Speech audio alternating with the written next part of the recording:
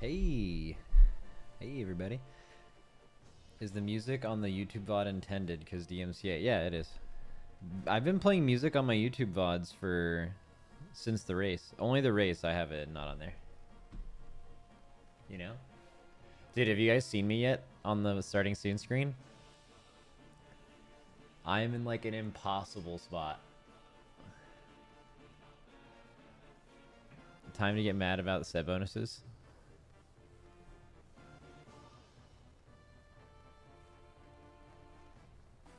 I'm already mad, so I stay mad.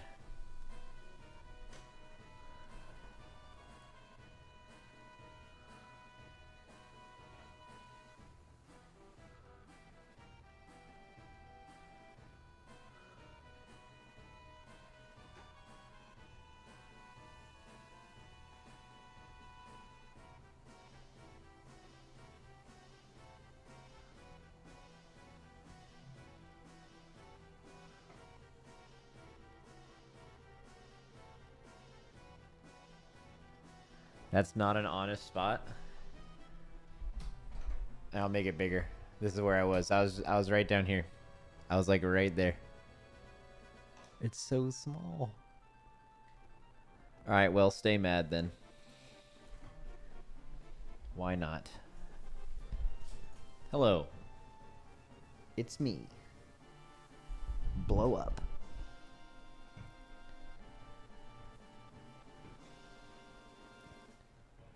The healer tier set insurance buff should deny your claim 32% of the time. Wait, are they doing CEO dead jokes? Dude, you can tell that the Blizzard developers are up on that shit. Do you guys remember the original like B dungeon stuff?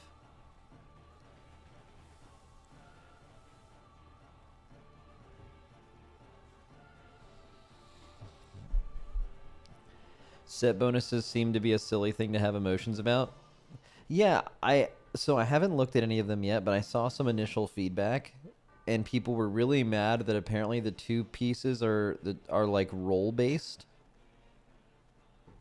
I don't even know what that fucking means, but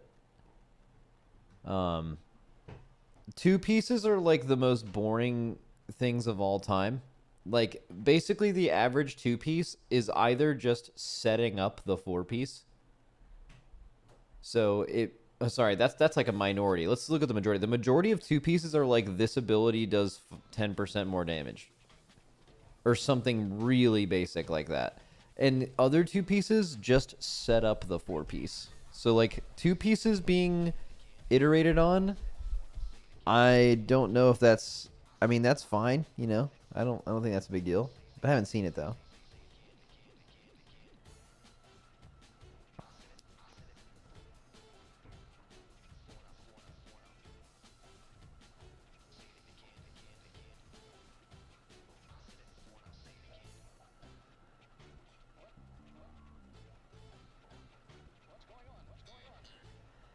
Your healing spells have a chance to apply insurance to their targets. Your insurance is consumed if an ally drops below 40% health.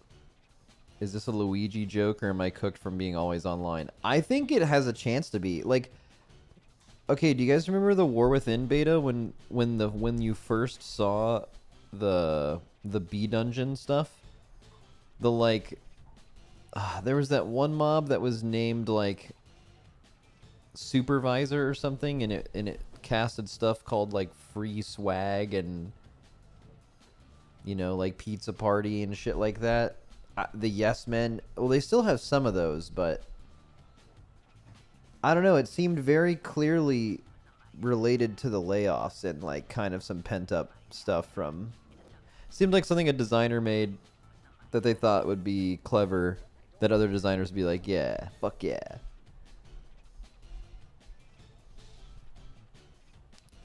There's no way they cooked up the tier bonuses that recently. Surely just a coincidence. I don't know how long it takes to make tier lists and stuff, but I mean, you could have had, or like when in the process it's done, but you could have like insurance. You could have it just be called anything, and the design of it could have been the same, and they could have just changed the name to insurance as a bit.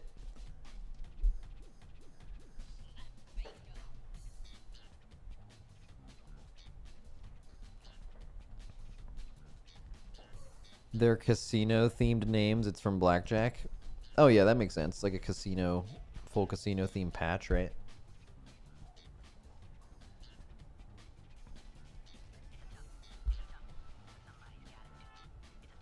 I will say this is the best looking patch since Throne for vibe and setting. Bro, that's how I feel. I feel like this patch is just oozing with flavor. It's got like so much theme. Like even just like the trailer of it is just so unique and so cool, the aesthetic of it. I would agree with you actually. That like I'm like trying to remember looking back on patches, you know. They usually don't like swing so theme based on a patch. It's all like kind of evil, dark fantasy, WoW stuff. And sometimes they go a little, but bro, the casino theme goes crazy. Hey Max, welcome to the stream. Wait, are you welcoming me to my own stream? Hey.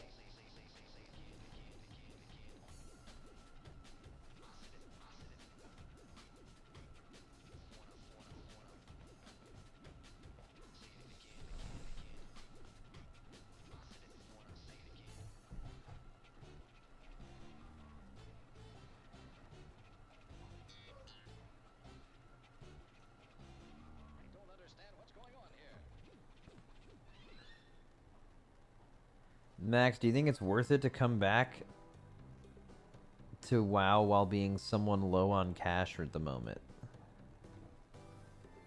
Bro, I feel like I and maybe no one is qualified to give you to help you make decisions based on your own personal finances. Right. WoW is famously a pretty expensive game. You have to pay monthly. That's crazy.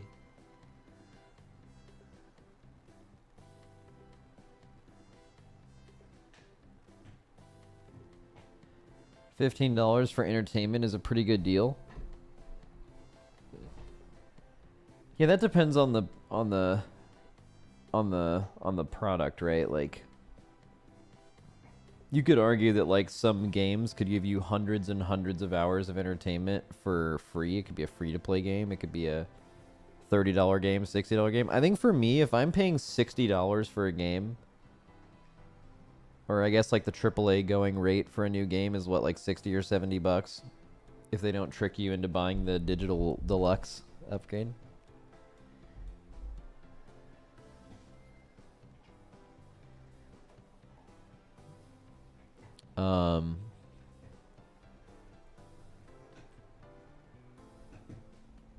I'd be happy with like 15 hours, I think. That's like 3 or 4 nights a week or something for like a week, something like that. I think that, I mean, everyone's number is probably a little different to them. For a $60 game? Yeah, I think so. Like if I was truly entertained, like I was having a ton of fun for that long, yeah, I think that would be good. Like obviously more than that is great. But like for example, if I bought a $70 game and I was thoroughly entertained for like, I don't know, like 15, 20 hours, something around there, I wouldn't be like, man, I feel like I was ripped off because I didn't play this for 100. It's like really rare that a game I'd play for like 100 plus hours. I'm totally fine with paying for I mean, if you think about like going outside, you know, doing real life stuff, like you might, for 3 to 4 nights of entertainment for you and your friends, you're going to easily spend more than 60 bucks, you know? It's fucking crazy. It's easy.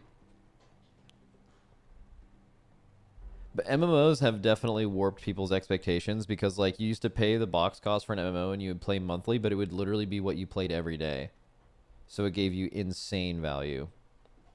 But also games, MMOs, everything's just kind of not like that anymore. Max, have you ripped any Marvel Rivals? Yeah, it's pretty fun.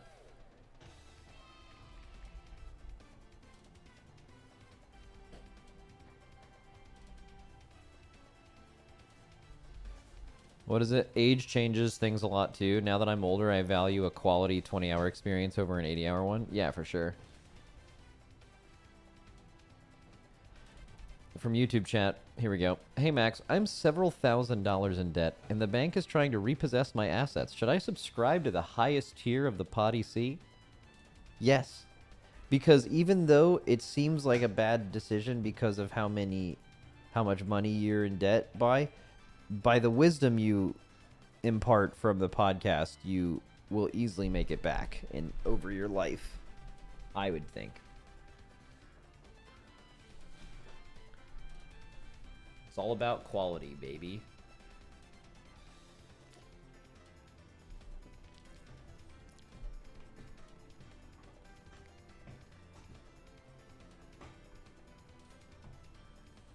Baby.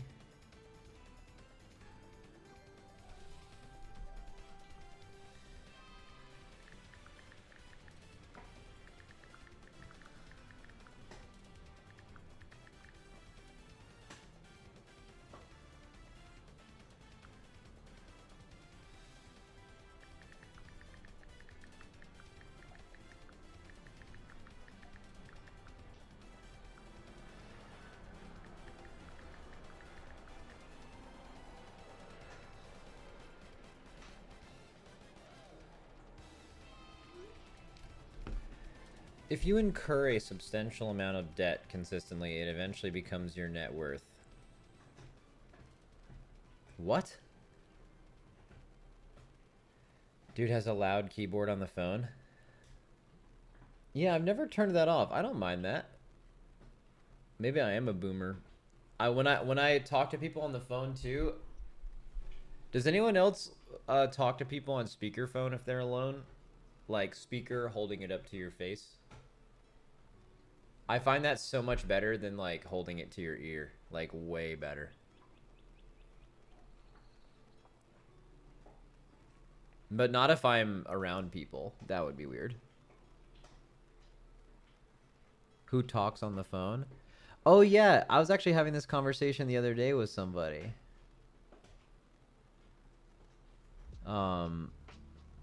That like people my age, like in their 30s, millennials, I guess, like we're at an age where it's like somewhat normal to have a phone call. Like you mostly text people, but like if I really need to talk to my dad about something, or my girlfriend, or my wife, or whoever, like you're gonna call them and like do that if it's important enough, you know. And that's not weird. And then for kids, like people who are like in their 20s, like mid to low 20s right now, and or in their teenage years, like the idea of calling someone is completely insane. Like it's like not an option. Kind of like how if you're a millennial like me, you probably don't use voicemail. Like if someone leaves me a voicemail, that's fucking, why did you do that? Like that's insane, right? What is going on? But like if you're like 40 or 50, voicemails are normal. Right? So like every generation has like through phone and phone communication, they have like one thing they've taken off. I wonder what it'll eventually be. It'll probably always just be texting, but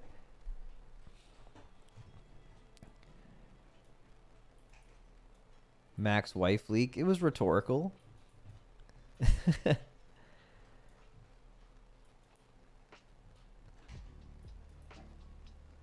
Young people stay on the phone all day with people.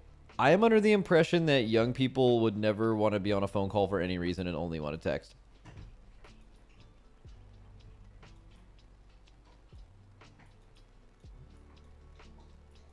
But also there's a certain reason you would call someone. Like I think just like calling someone out of the blue about like with nothing to talk about, just calling them is like a little strange. But I think if it's like an important conversation, it's way better to do that over phone call or in person over text, I think.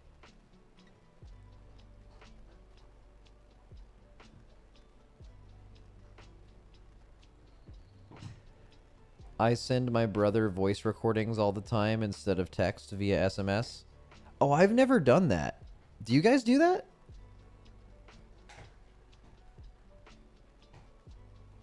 Like just little voice messages? You can just do it when you're I've never done that once, but I see the vision, because text can leave like some room for interpretation, I guess. And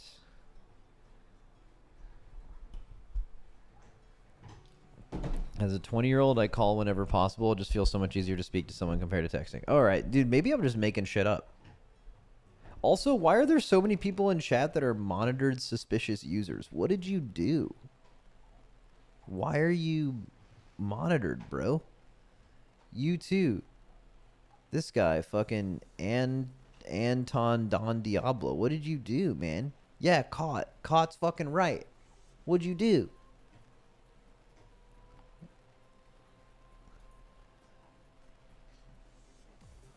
What? I did nothing. Yeah, bro. Colon with a capital S after it. I'm sure you're fucking innocent, big dog.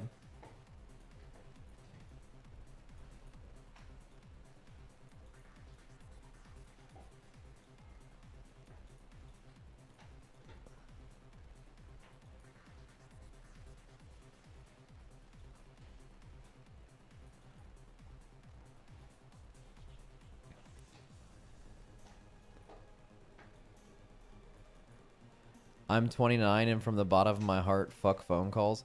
Okay, so I'm getting mixed messages on that. Okay, so maybe I'm totally wrong about the age of people and their preference of texting or phone calls. But can we all agree that leaving someone a voicemail is absolutely insane? Can we at least meet in the middle there? Like that's crazy.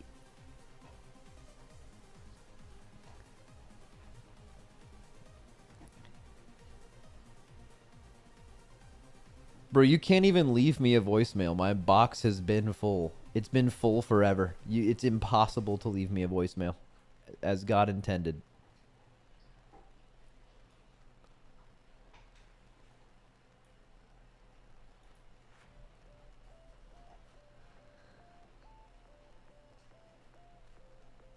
You're talking strictly personal, right? Yeah. Yeah, I don't like have to call anyone for my job. Maybe you guys do, and that would be... That totally makes sense, right? For your job, you would want to do that. Text and voicemails each have their own place. Generally, I prefer text. Yeah. Well, no, I mean, voicemails, that's crazy. You should never do that, but yeah.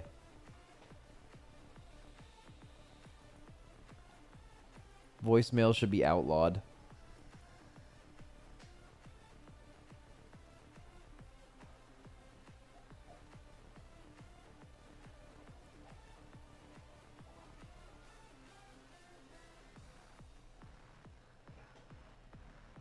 I get in my own head too much when texting or emailing. Easier to speak. Oh, interesting. I mean, it's definitely... The thing with texting that sucks is it's hard to convey emotion. Like, someone who's not good at texting could come across as very flat, you know, like not much personality in the way that they're talking. But if you talk to them, it wouldn't be like that. I've met someone like that before. Do people email socially? That is some boomer shit. No. I mean, okay, maybe they do. That... I don't think so, though. Like, anyone under the age of 40, it would blow my mind if they emailed socially. Like, I'm on a couple of... Like, okay, so I'm a part of, like, a bunch of hockey teams, and they're all group chats, except for one that's run by an old guy, and that one is run by email. And that doesn't surprise me at all.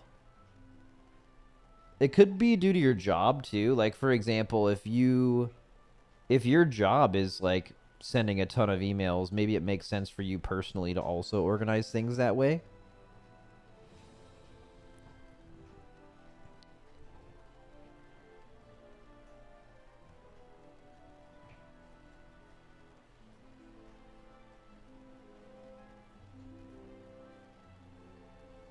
Dude, I used to be a part of no group chats, or very few group chats a few years ago, and now I'm in so many, mostly just due to hockey teams.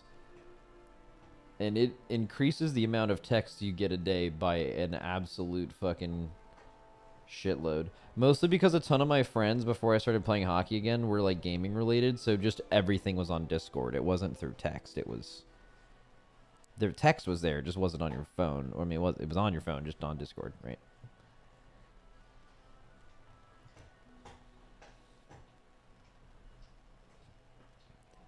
Guys, I kind of want to get a tattoo.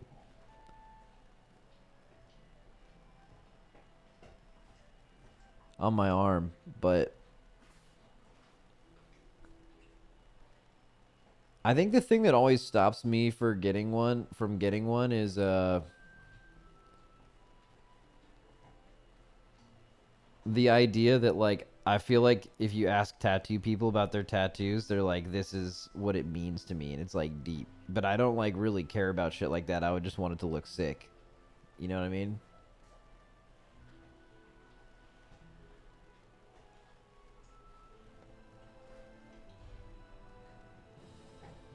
I'm not getting a tattoo of a throbbing robin. That would be fucking insane.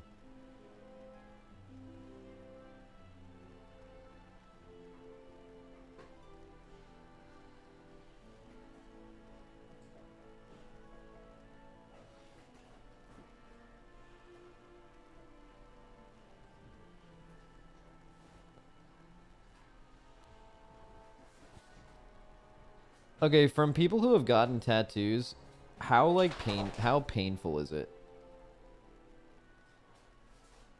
Is it, I guess it probably depends on where you're getting it.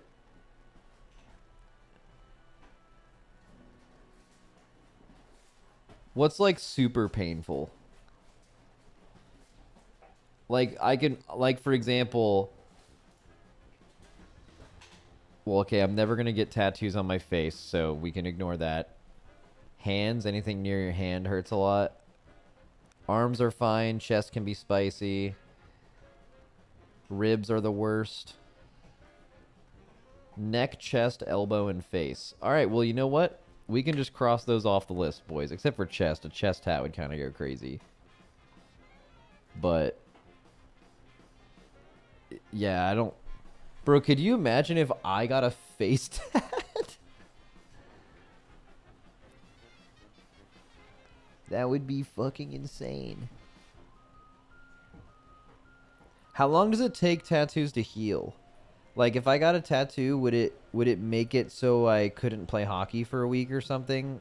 Like, what is the healing process like? It takes like a week or two. You just keep it covered. Yeah, but like, would sweating a lot over it, would wearing pads over it be a problem? Could it get like infected? You know what I mean? Like shit like that.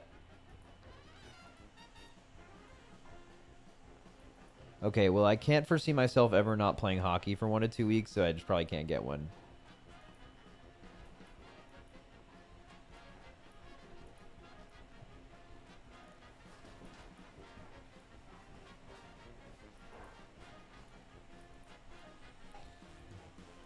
Alright, multiple of you guys have said wear second skin. And I don't know what that means, but I just am not going to inquire what it means.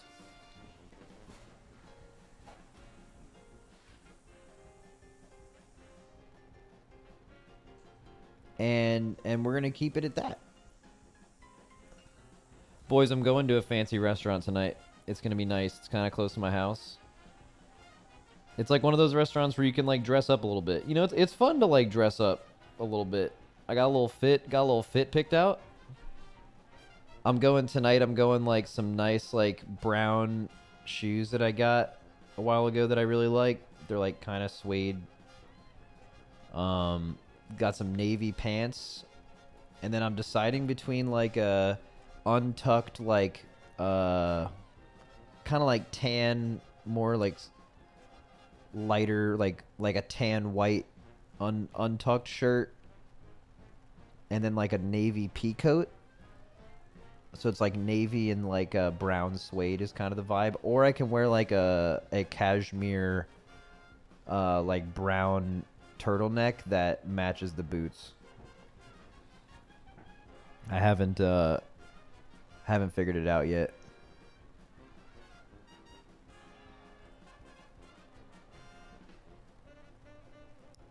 You should get a personal stylist. No, I'm not that important.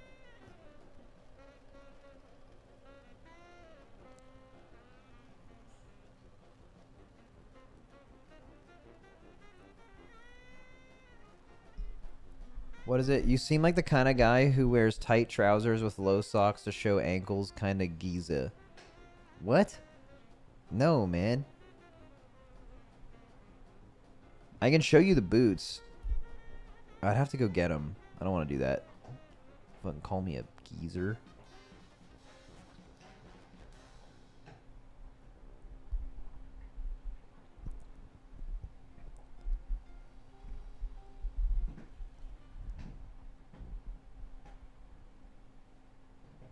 Fucking geezer, dude. Do the grandpa look? Have your pants pulled up all the way to your chest? Ayy.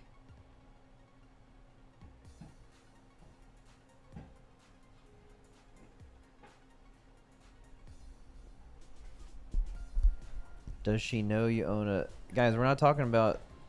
No one mentioned anything about a girl. All I said was the restaurant. We're not discussing anything like that.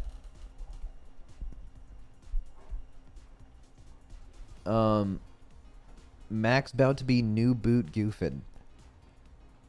That might be one of the best things I've ever read from YouTube chat.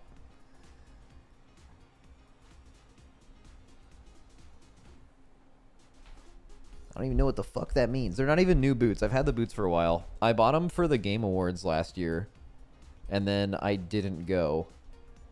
And then Cutie Cinderella on her podcast definitely like brought that up without mentioning my name, and then said I'm never bringing the MMO RPG awards back as a category on the Game Awards. And then she did, and now it's just not a fucking... And now it's just not an award anymore. It all comes back to the boots.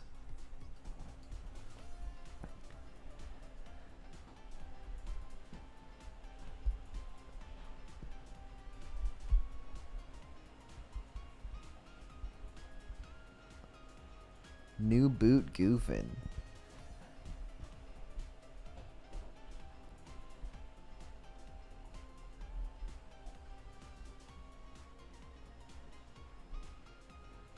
What did I just read from Twitch chat? Well, if it doesn't work out, there will at least be one more woman knowing when to use defensives on Queen Mythic. Bro, that was a Twitch message. Okay, big Twitch L today and YouTube W. Twitch, it's not a good look today. I don't know what to tell you. There's just some shit being said on Twitch that isn't good. And there's some shit on YouTube that's great. That's all I'm saying. Just one for one.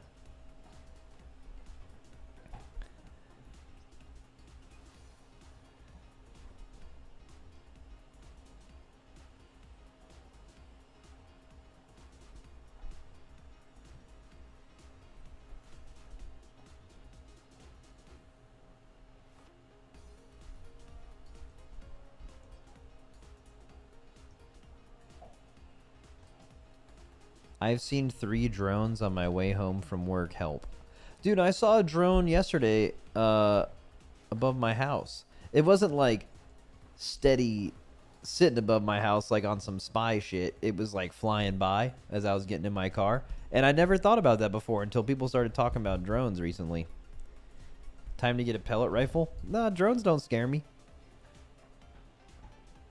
Like, I know drones...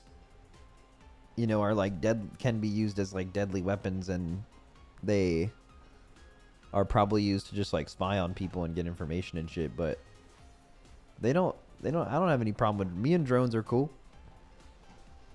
I think isn't that a big like conspiracy thing right now? People are going all crazy about the drones. That's the new thing.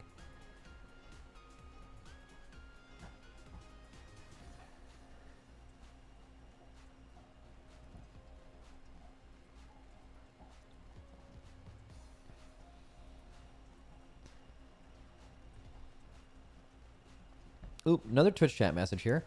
A crackhead locked himself in my grocery store's freezer while I was trying to go get spaghetti sauce last night. Wow. And then he tried to set the place on fire. God damn. That's crazy. So yesterday I needed to get a new duvet cover for my comforter.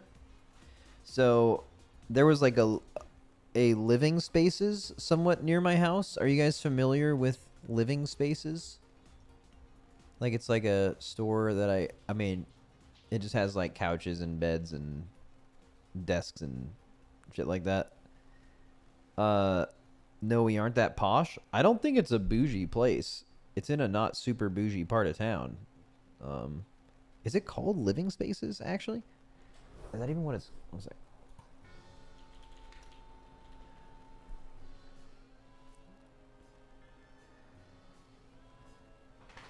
I don't. Okay, for whatever it's worth, I don't think it's like super bougie, by the way, at all. But I went in there and I was like, they're like, "Can I help you find something?" I'm like, "Yes." I'm looking at all these beds with all these different comforter and duvets on them. I'm like, "Listen, I'm about to be the easiest customer ever." I didn't say this, but I was thinking this. And then I'm like, "All I need is a duvet cover. That's it.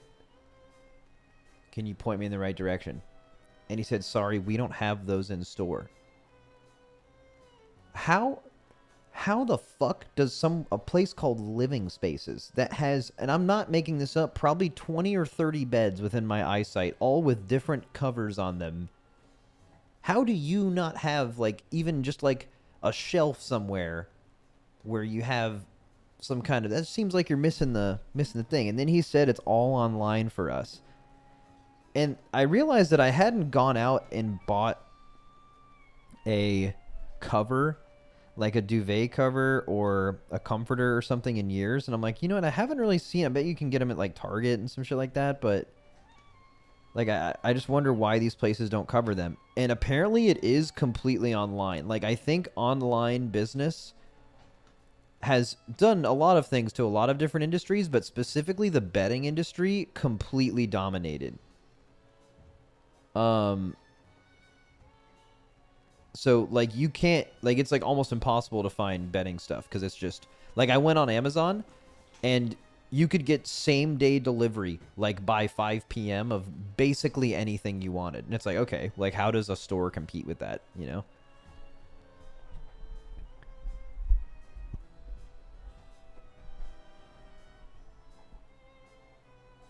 And it's cheaper, yeah. Makes no sense. I need to be able to feel that stuff.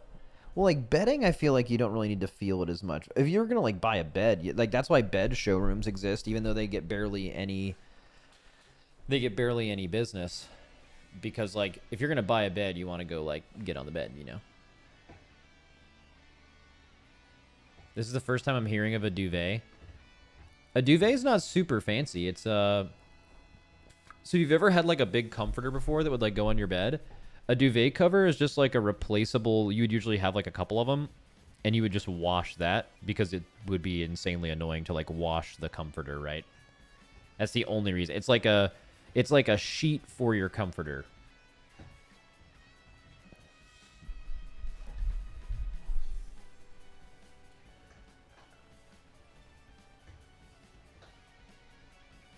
Only the rich have a couple. Us poors just wash it same day. Okay. It's a pillowcase with blanket, yeah. Max, I'm home now. We can start the real content. Okay, yeah, you're right. I've been filling. I've been filling today. All right, let's fucking. Oh, I could show you guys the boots. Okay, I'll show you the boots later if you guys think the fit will work. I'll show you the boots with the pants, and then I'll let you guys pick between the shirt. All right, we need the whole fit. Yeah, I'll show you. I'll show you the shit. All right, let's go to Wowhead. All right, so there was a Wowcast thing. I haven't seen it yet. I don't know shit. So let's watch it and react to it and take their content for my own.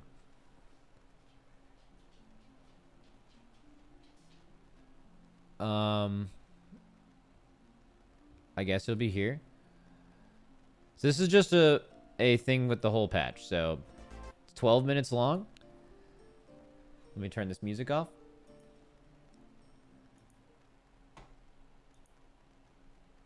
Let me take a little drink of water. And then let's get it. Actually, what are the dogs up to? Dude, Reptar's just staring at me. Wait, look at Ella.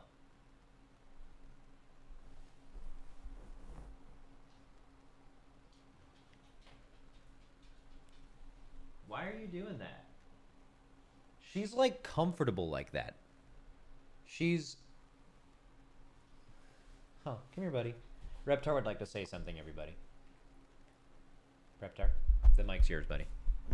Oh, he's shying away. He's like, no. Hey, buddy. Hi, Rep. You see how big he's gotten? Look at his little, look at... Here, show him your little puppy eyes. Hmm? Come here, buddy. Show him your little puppy eyes, buddy.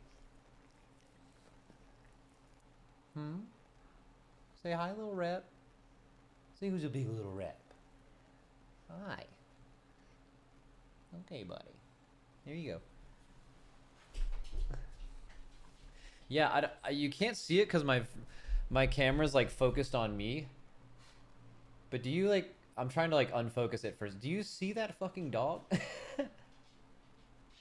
What? Why is she just sitting like that? What's going on with that?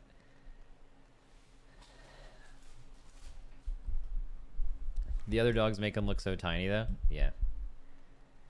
All right. Okay, let's get it. Dude, look at the whip. Okay, I know people are like, oh, it's just like drying and riding, but on the ground.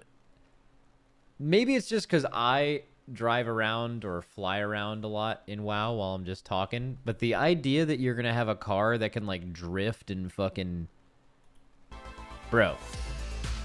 That's going to be insane.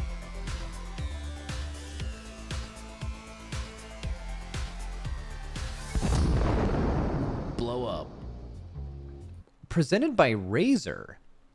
That's so interesting. I don't know if I remember ever seeing that. I don't know if I've ever seen something from WoW branded and presented by something. Like, for example, people like I remember for a couple of years, like the AWC community was like really mad about Blizzard's prize pool for events, but like they don't do events to make a profit. It's not the MDI, TGP, or AWC presented by Razer, presented by Honda, right? They take a direct loss on it, and it's just basically and they have the ability to get sponsors, they just don't want to. But they decide to do it on Wowcast. I wonder if they're already doing some kind of like... Here's what I think is likely the case. This doesn't matter, by the way. I'm just speculating. But they probably are doing like maybe some kind of big deal with Razer. Like there's going to be some Razer Warcraft headsets or some kind of like bigger collaboration. And then like when they were signing the deals for that, they threw in some like branded content with it, because I imagine it'd be crazy if they just were like, you know what, we at Razer really want to just like be a part of the Wowcast. I bet it was something they threw in to make some numbers make sense. Or maybe this is like a something that... Did they have anything to do with that Mountain Dew bundle? Was Razer involved in that? And maybe this is like something from that.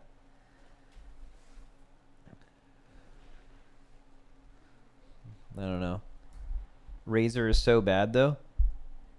Yeah. Quick little double check. Just in case some shit changed. Oh, Visa. Look at that. I have one of those. All right, yeah. Okay, so I bought Razer content, or I bought Razer stuff when I was... this was like when I first started like gaming real hard. Like I was in college, and it was like during Throne of Thunder, I think.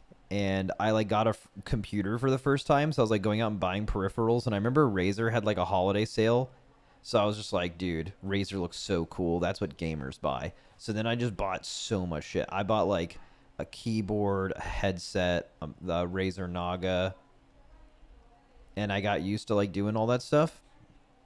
And I think every single product that I bought broke within Well, so this is the opposite of what Wowcast wants by being presented by Razer, is me just shit talking their sponsor. And this was 10 years ago, but literally all of it broke.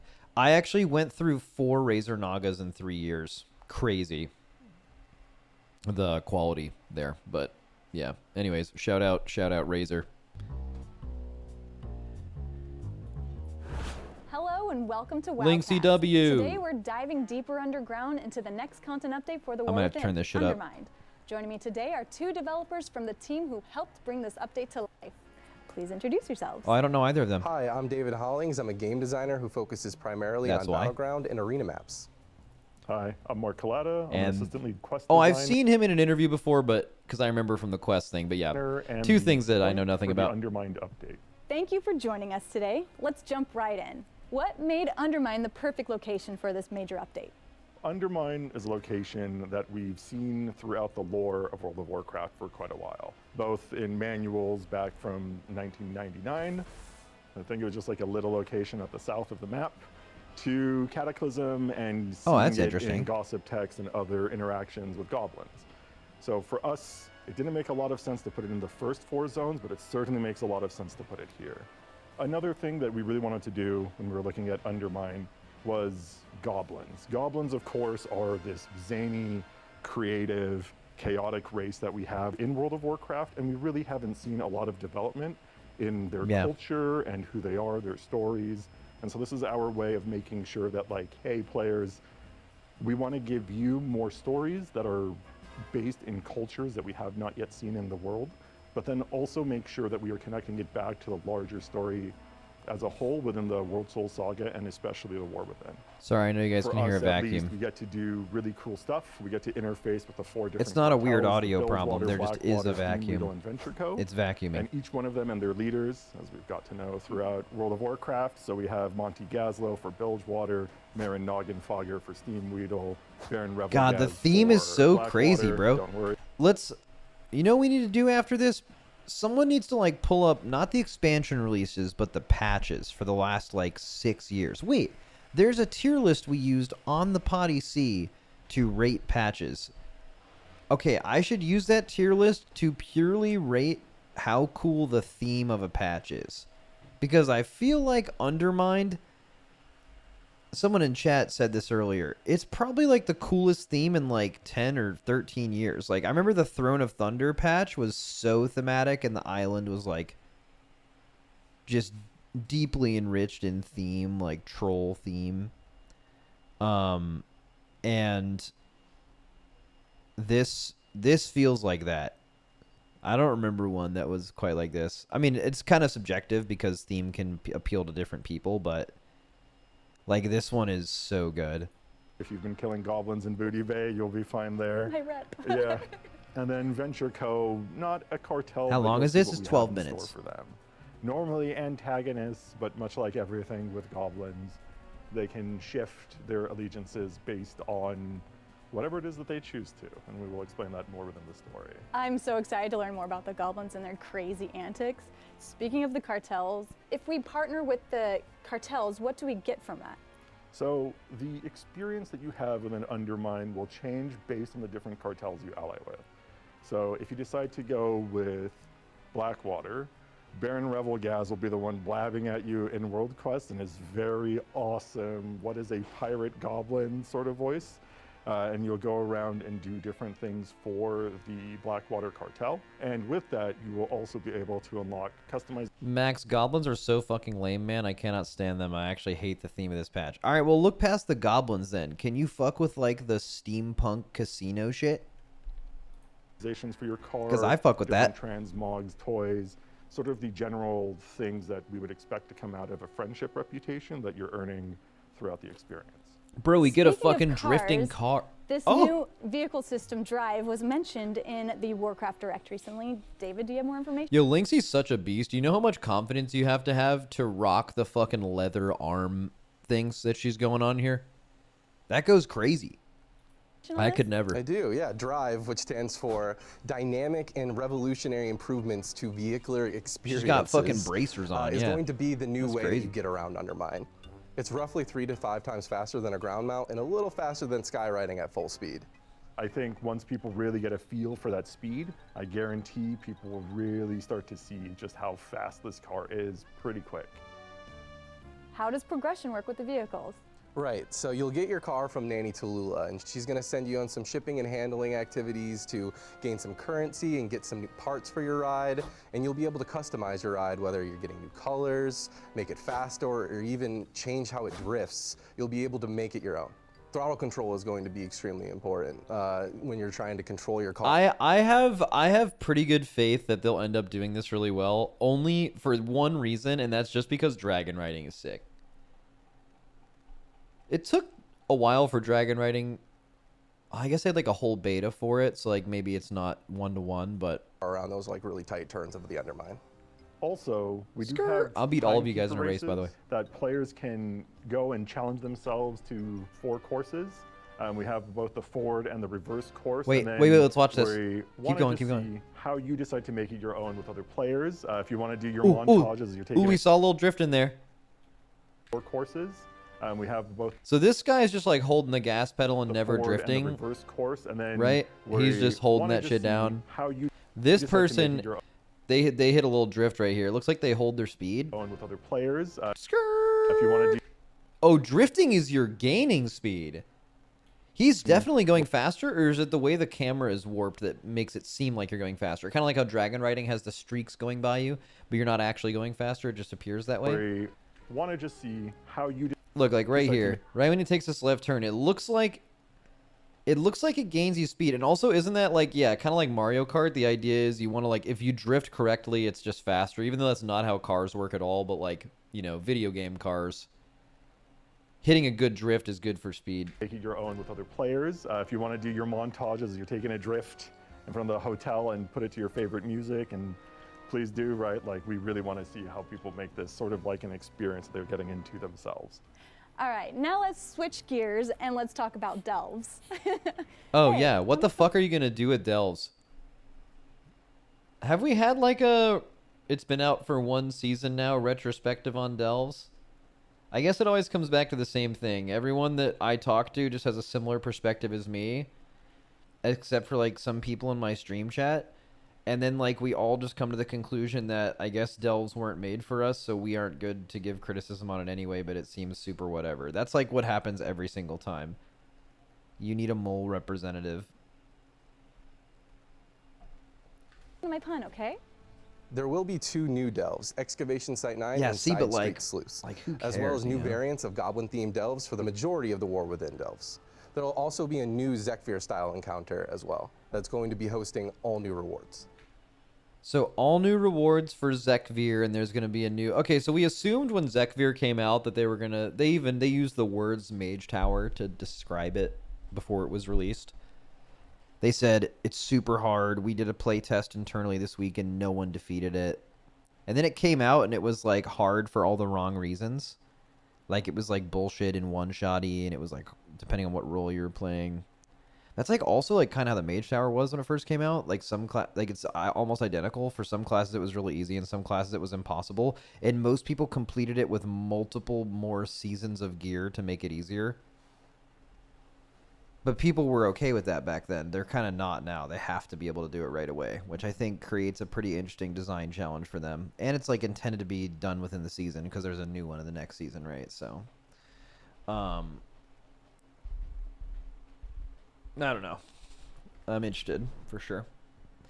But I don't know. I think they missed the mark a little bit. I think the initial bit was too hard, and the thing afterwards was too easy. So Oh, cool. Do you have an example of one of the rewards? There will be a new mount, the Gobtrotter mount, with new customization options as well, including a gold variant version for the challenge mode. Oh, similar to yeah, that thing is sick. like the Void one that's out right now if you beat Zekvir. Exactly.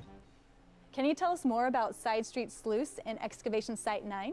So Side Street Sluice takes place in What the is that? sewers of Undermine. Oh, are these and delves? You will get Yeah. to see what Dark Fuse is trying to do in the sewers, what control they're exerting within the space. The initial and PTR the build other notes sort are of up. antics Yeah, guys, we're watching of the Wowcast right now. goblins away from the public eye and their machinations within the sewers. And Excavation Site 9 takes place in a new section behind Opportunity Point at the south of where we're going in the Ringing Deeps. In it, you're going to see sort of like void corruption overtaking Titan ruins to sort of show this eternal conflict we have seen through the history of World of Warcraft of Titans versus void. Within it, of course, you will go and see why it is called Excavation Site 9 with the goblin-themed antics that are down there. It is a super cool environmental storytelling sort of space. So is our trusty sidekick still Bran Bronzebeard? Our trusty sidekick is still Bran Bronzebeard, yes. So we decided to go with Bran for the entirety of the War Within, as he is a character people have grown fond of early on in Season 1, with all of his meme potential about webs and Nerubians popping out of them. And also it gives us an opportunity to rethink what a sort of expansion level companion will be, instead of season over season constantly changing and forcing people to relearn the mechanics, the abilities, sort of the kit that Bran has. Also, within Season 2 and at the launch of the Undermined update, Bran will be receiving a new tank specialization. So if you're a healer, That's big. you no longer have to We feel learned about you that need before, to though. spec change into a role that isn't the one that you're connected to. He'll be a ranged tank, so he has a shield and a gun, and then a new set of abilities that he will receive for that. Not only that, but we also have goblin curios that we're putting in there, goblin-themed curios. So a dwarf, such as Bran Bronzebeard, with sort of his personality and how sort of larger than life he is. Bro, what is he gonna do with that do magnet? when he's interacting with rockets and bombs and malfunctioning devices throughout the delving experience? There is a special curio that you can receive from doing the challenge encounter. Oh. And it'll allow Bran to call down a mech that you then as a player can pilot in the No. delve. That is so cool. Yeah, so it's going to just tie into sort of the goblin fantasy of everything we have within Undermine. Now let's talk about Season 2, which starts 1 week after the Undermine update. Let's go straight into PvP. Yeah, so there's going to be a new arena called the Cage of Carnage, and it's unlike any arena we've ever done before. We took a look at the map pool and we noticed that we were missing a couple smaller maps. So we decided to make this map a little bit more cutthroat. Players will be dropped in through a trap door and separated only by a metal platform that'll have ramps on every corner. It's going to be quite a tight fit. It should make for some explosive That gameplay. looks super chaotic, actually. I don't watch a lot of PvP, but like when I watch Arena, the map choices are kind of interesting because like they play totally differently. This looks like such a like imagine if you get knocked here. There's no quick access to getting back up. Like you are down and out of LOS of your healer, and imagine you get knocked here and the other your healer gets knocked here. You are dead. You are going to die. You know? Isn't that just Blade's Edge? Oh, maybe, dude. I don't know shit about PvP. Spacebar? Well, you can't jump up here. You'd have to run all the way around. You can probably go under. Oh, yeah, this does look like a bridge because you can see under here with the grates. Yeah, you're right. Well, that's I'm what just making shit PvP up. players can expect. What can PvE players expect in Season 2? Yeah, so there's going to be a new dungeon called Operation Floodgate. It's going to be a 4-boss dungeon that's taking place in the Ringing Deeps. It's going to be at that big dam. It's going to be a So it shows the boss. Well, that looks like a trash pack. 4-boss That's a boss. Girl with dragon breath gun. dungeon that's Tree man. Bosses that have been themed after trees or look kind of tree-like have historically been excellent dungeon bosses for whatever it's worth. Like very high rating of taking bosses. place. And this boss has a regular form, and then their shocks happen, and they turn into a skelly. In the Ringing Deep. Oh no, yeah, it's tree bosses fuck tanks. Oh, I guess is the boss in? Oh, it is a tree. The one in Waycrest. Okay, well that boss didn't actually used to be bad. It was only bad. Like, do you guys know that stun mechanic on Waycrest actually existed all the way through BFA? And it just never mattered. And then they just like overtuned it when they brought it back, and it was just the most annoying shit of all time. That's so bad that they did that. It's going to be at that big dam that you might have seen, and we are preventing Ventrico and Dark Fuse from knocking over that dam and flooding the region. So players can enter this dungeon immediately, but Mythic Plus will come out once the season begins. The new Mythic Plus dungeon rotation will include the new dungeon Operation Floodgate, as well as the 4 remaining War Within dungeons. But it will also include some older dungeons, the Mechagon Workshop, the Motherlode, and the Theater of Pain. Yep. Sorry about Theater of Pain. You're going to be farming my trinkets yet again. I know Soul-Letting Ruby is one of the very popular ones that people went after. I'll be going after that. And then, of course, with Mechagon, we do have our lovely Cogwheel Skill Shot trinket Top and Motherlode, it's so damn over. that I'm rich with. Let's see. On Workshop, the 4 Plus dungeon rotation immediately, but Mythic Plus will come out once the season begins. The new Mythic Plus dungeon rotation will include the new dungeon Operation Floodgate, as well as the 4 remaining War Within dungeons. But it will also include some older dungeons, the Mechagon Workshop. Hey. Everyone has different opinions of dungeons. I think Mechagon Workshop slaps. The Motherlode. Motherlode does slap, but I don't know why.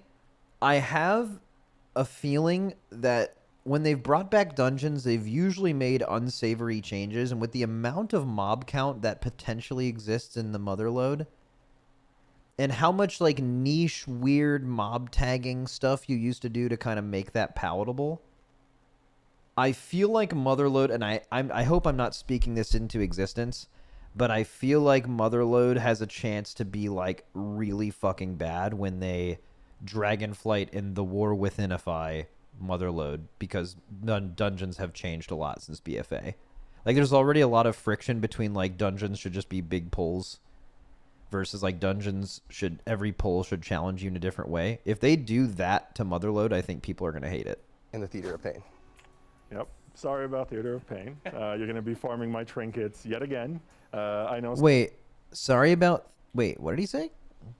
Older dungeons, the Mechagon Workshop, the Motherlode, and the Theater of Pain. Yep. Sorry about Theater of Pain. Sorry about Theater of Pain.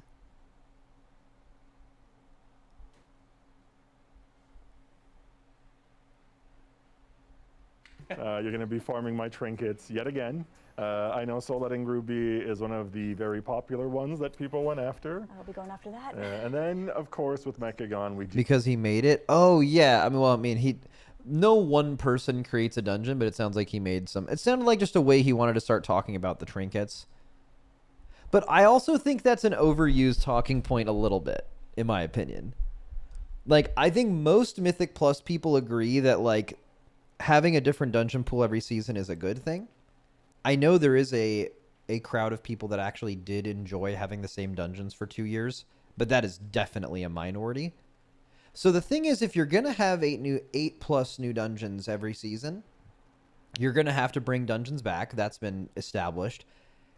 And every time they bring back a not banger dungeon, everyone's like, oh, this dungeon again. Guys, if they just, as soon as they started bringing back old dungeons, if they just brought back all of the bangers, you would be out of bangers in like 3 or 4 seasons. It would have happened a year ago, 2 years ago.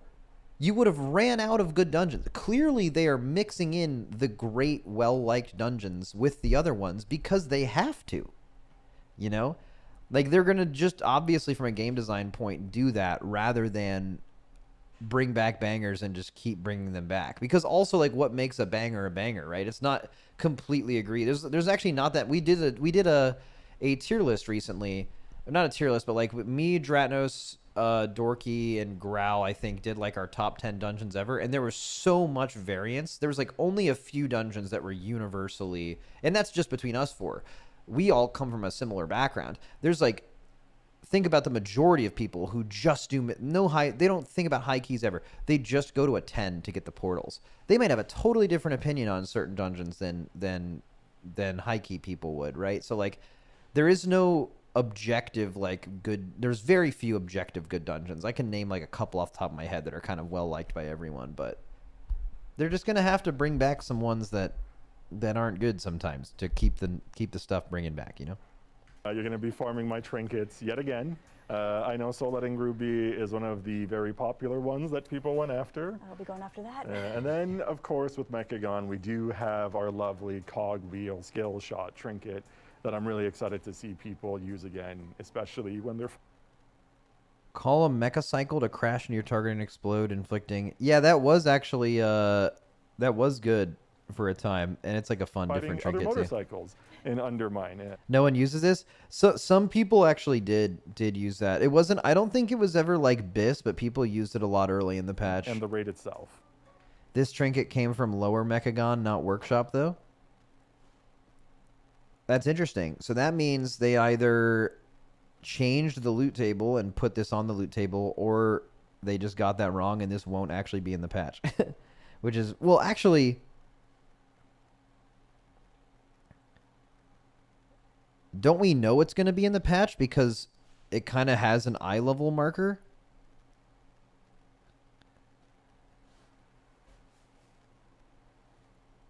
Which means this is probably straight from the PTR. Like, that's what it is with old eye level, and this is it scaled up. Which means it's probably in there somehow. I don't know what they did, though. Now let's talk about the new raid, Liberation of Undermine. Okay, so Liberation of Undermine. It is going to be an 8-boss raid. It will unlock a week after the Undermined update goes out. And then we have our story mode also unlocking a week after that. So we saw success with Nerebar Palace and Queen Ansarek in terms of people going into the story mode. You get to experience the encounter, you get to see the cinematics. And for us, Galliwix's encounter is a really core part of the story that we are telling within the Undermined update. And so, of course, it was a no-brainer. We wanted to make sure that we gave you that story mode so you can go in there as well. In regards to this 8-boss raid, things in Undermine happen. Oh, let's hear about the raid, baby. And the raid itself is very much... Look at this shit. Look at this fucking boss. As well. So, of course, it was a no-brainer. We wanted to make sure that we gave you that story mode so you can go in there as well. This looks like a mini, like trash. In regards to this 8-boss raid, This is a boss. So this is like either an intermission dodge phase, where like it looks like there's some like bomb carts things going in across. Undermine happens the Goblin way, and the raid itself is very much a way with which you can see what zany, crazy encounters our encounter designers cooked up, and did it what zany. Wait, this looks like a boss too. Maybe you have to find a way to mix between like the poison and the fire stuff. Crazy. Okay, are these the new Encounters a bunch. swirlies? Look, WoW swirly. Is there an image of it? So this is what a WoW swirlies looked like for a long time, right? Like something's about to hit the ground. It doesn't really have that. It's like this. This is what a WoW swirly looks like. They said in an interview with me recently that they like are implementing new swirlies. I wonder if it's this. A way with which you can see what Wait, zany, I wonder if that's a swirly. crazy encounters Actually, that could have been like a debuff our circle. encounter designers cooked up. No, and did it those look like swirlies. in a way that's very. Those are the swirlies. Any crazy encounters our encounter designers cooked up. Right there. Because it spawned on his character and then he was moving out of it. Now, now it has a very defined edge. The question is whether the animation's actually going to line up with that edge. But I think it will because it's such a clear animation. Where, like, it was always with these that, like, you just couldn't always tell. Because the end is, like, faded, right? If you opened this image in a new tab, right? Like, if you zoomed in right on the edge, like, the hit... Everyone who plays WoW knows the hitbox is, like, somewhere in between, like, here and here. But the visual for that is horrible. It's like, it fades out intentionally, you know? But like with this, that is as clear as day where the edge is. So you can definitely hit your raid leader with a look at my body. A classic look at my body reaction to getting hit by something, and it'll be obvious. In a way that's very goblin-y. A couple notable examples that I would call out is we have the Cauldron of Carnage that is going to have a gorilla versus a mechanical Tyrannosaurus that are going to fight each other. Oh. And more of the swirlies. Bro, for people who have been arguing that like WoW mechanics should be more visual and like they were arguing for like the WildStar Final Fantasy reticles, that is like as close to this as you're ever going to get. That is as clear as fuck. Kind of a reference. And they're bright red and We have bright the blue big too. Tank that does the massive J-turn flame shooting out of it. And then we have our DJ boss who compels you by the power of sound in order to listen. The theme is just goated. To It's Gallywix and simply not to goated. anyone else. And then lastly, of course, the Gallywix encounter. Once people see that mech, and also what the Mythic mount will be, I feel a lot of people are going to be trying to see how they can get to cutting edge because it is wild. Is it like new Mim's head I'm or very something? excited about the Carnage fight because that T-Rex, the Mechasaur, that also has a chance to drop a mount. And as a collector, Is that the mount? I want that mount. It is the mount. Bro, this mount looks insane. Bro, what a fucking sales dream. We need gold so bad. This is the best thing I could ever It's see. the coolest mount in the game, in my opinion. Are there any other rewards we can look out for? Well, with a new raid comes new gear sets and set bonuses, and these set bonuses are going to be themed around the Magnificent Galagio. Whether Oh, so it's like casino. Oh, that's what people were saying, casino themed. So set, gain luck of the you're draw. a tank that wants a little bit more luck of the draw, or a healer that needs a little bit added insurance, the two set bonuses are going to be unique. To answer the person's question earlier, I don't think this is a Luigi Mangione bit. I bet this was in play for a long time before that happened. But it is certainly interesting. Per role, but the 4 set bonuses are going to be unique per specialization, and there should be something for everyone. It's a good bit. Before we wrap up, what are you both most excited for with this update? Oh, it's got to be drive for me. I mean, I cannot wait to start drifting around the Undermine between queues. It's going to be my new anti-AFK activity for sure.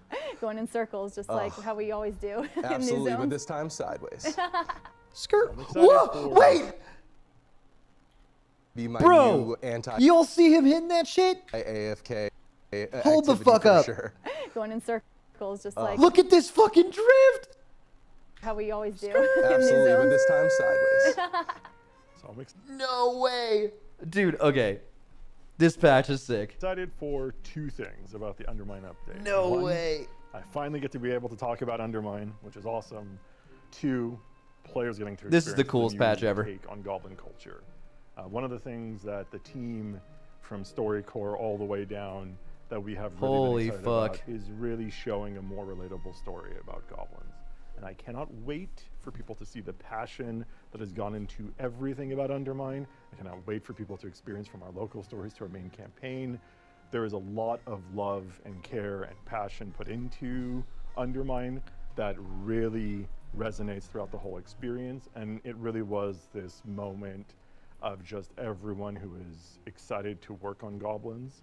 We finally were able to be like, here it is. Let's do our best that we can in terms of creating this super compelling story. Thank you guys so much for talking to me about Undermined, and thank you for tuning into Wowcast, and we'll see you next time in Undermine. W Linksy. All right, cool. I liked everything about that. Well, except for the first like 8 minutes. I didn't. That's just that isn't geared to me. But holy fuck, that raid looked cool. Wait, let me see if they gave us any more snippets of raid bosses. That would be kind of interesting. I don't think so. I'll put it on mute. I think it was like it's like this one you're coming in. This looks like kind of near the entrance because I know you end up going in the casino. This one like gives huge Grong vibes, like Grong v Thok. I wonder what the purpose of this battle is. Are you fighting for one of them? Do you have to defeat both of them who are also trying to defeat each other? Are you just trying to survive as you are among the wreckage of these two, or Godzilla King Kong kind of shit? Yeah. You bet this is the second or third boss? Yeah, this is definitely not an intro boss, but it's like it's going to be around there, kind of similar to Thok. This is also, I think everything outside is going to be like an earlier boss, probably.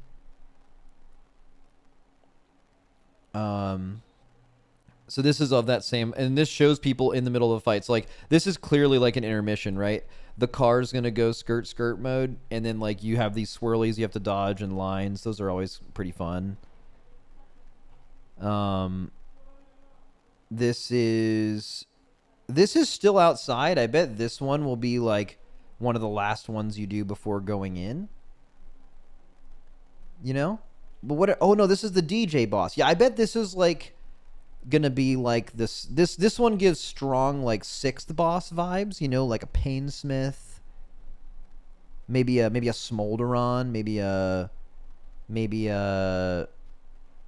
Nexus Princess, something like that, like, because it's like a DJ boss, but it's like it's got this big room, seems important enough. Council of Blood, yeah. Could do something like that. And then, well, they keep mentioning his boss, and then they go, and then you finally get to Gallywix. So maybe Gallywix is the only one inside. Bro, there's a boss called Rick Reverb. Holy shit, what a name. I mean, so they said there's gonna, once you guys see the mount, people are gonna like want to log in. I mean, is this the mount? I mean, this could easily be the mount, right? It's basically like new, cooler Mim's head. If you just remove the nostalgia of Mim's head. I mean, this thing's smoking a fucking cigarette, man.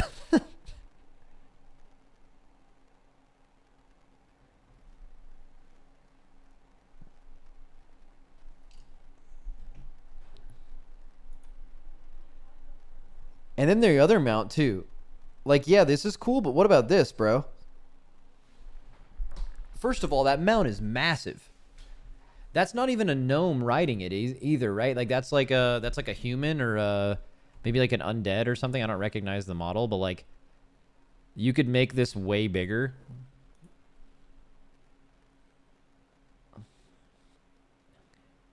Max, have you went over the new tier sets? I haven't done it. I just got done watching the Wowcast. We can go to Wowhead now, though. Okay, so feedback for class sets in the War Within. We have Undermine development notes. Where do we start, boys? Dude, fuck, we took Potty C off this week. Aren't we? Isn't Potty C taking this week and next week off, bro? Maybe we do a little Potty emergency. Because there's just a lot of content to talk about.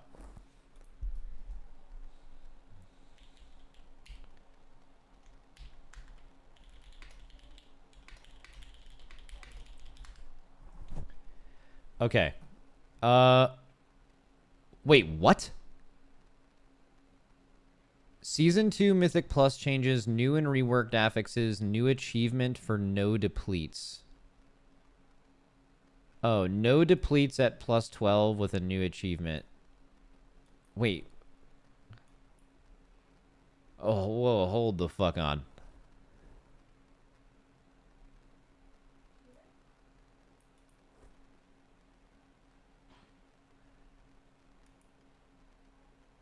Is that Wowhead clickbait? 12s will no longer deplete. 12 plus no deplete is a nothing burger change for 95% of players. It's actually higher than that. I think it's like 97%. But those 3% of people are usually the loudest voices in the community and all of the content creators that are Mythic Plus based and stuff. So it'll definitely be a huge topic. But also I haven't even read it yet and I feel like I'm getting clickbaited. Fuck, what do I do? What do I read first? Let's pull it up. Let's put it up to the people. What do? I'm overwhelmed. What do we look at first? Tier sets. Or do we look at Season 2 Mythic Plus stuff? Or do we look at class changes, which were apparently announced? Which one do we go to? There's a poll out. Poll. What do? What do we look at?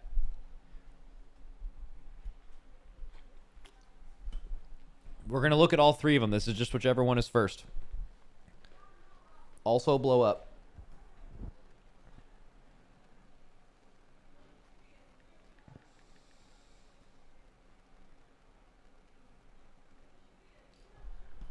It's making a penis. Guys, you are... Grow up, okay? It's just 3 lines with the one in the middle. It could be a middle finger with that without the pinky or the thumb, kinda. All right, let's look at this Mythic Plus shit. Okay, I want to read it from the blue tracker. I'm not reading this garbaggio. Okay, whatever. This is probably straight from there. New account-wide achievement, the War Within Keystone Legend. So there is Keystone Hero, Keystone Master, and now Keystone Legend. To get Legend, you attain a Mythic Plus rating of at least 2850 during the War Within Season 2. Failing to clear a Mythic Plus dungeon within the timer will no longer reduce the level of your keystones below 12 for the season. Oh, okay. So Wait. Keystone from the weekly vault will not decay below level 12 for this achievement, and the keystone can still be lowered below level 12 by speaking to Lindormi. Okay, so it's just simply... So simply you just cannot go from 13... You cannot go from 12 to 11. Which...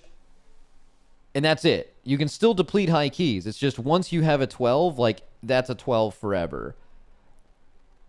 That sounds really good, right? Because I remember Dorky and Megaset one week on the podcast said that anytime you have to, like, go do an 11 or something, you just, like, forget that there's affixes, and then you get there and you're like, wow, this sucks. I wish there was none of these. So, like, it'll just make that happen less. Actually, yeah, I just think, like, that's actually such a random... I mean, I kind of get it. You can lower it for sure, manual. Yeah, but, like, they said whenever it did happen, it sucked. They made a Mythic plus checkpoint, basically. Yeah, but I still think, like, this entire thing is, like, not... You know what is kind of interesting, though? You know how we talked about how Blizzard doesn't do a good enough job of building a bridge between... Like, there's this clear... designed ramp of difficulty, and then it hard ends at a 10. You get these portals, and then it's like, why are you doing an 11? And then when you are saying, why do you do a 12? It's like way harder. So it's like, of course I'll never do a 12. But now people might feel incentivized to go for a 12 because it's just another achievement, right? It's something else to... It's the first time they've put a... Besides the end of the season, like 0.5% title, which is like the Mythic Plus equivalent of like Glad. That is, this achievement is like a way to kind of bridge into just doing high keys at all because 12s are such an achievement over an 11. Huh. I mean, I definitely like it. I mean, it's directly addressing a concern. I think most of this won't apply to a lot of people, but I think for who it does apply to, this is just a good thing. So that's cool. Okay, so we have new affixes. Unified enemy buffs on Xal'atath's bargain affixes. With Xal'atath's gift, increasing damage done up to 50% and reducing damage taken up to 100% for 20 seconds on all nearby enemies in combat. I don't even know what these are called. Let's read the new affix. Okay, replaces Oblivion. Which one is Oblivion, chat?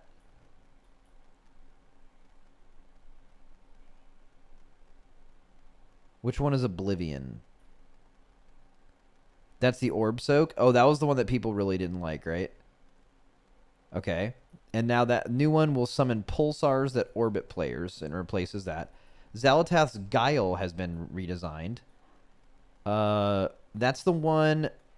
Oh, yeah. So now causes keystones above level 12 to increase health and damage by 12% per level instead of 10. Wait, so they're making keys above 12 scale harder? That's interesting, right? Because, I mean, the people who are going higher, like, it doesn't really matter how much higher it goes, because, like, the more levels they have to do, the more content there is. I don't know if there's really any value in actually making the jump between each level more significant.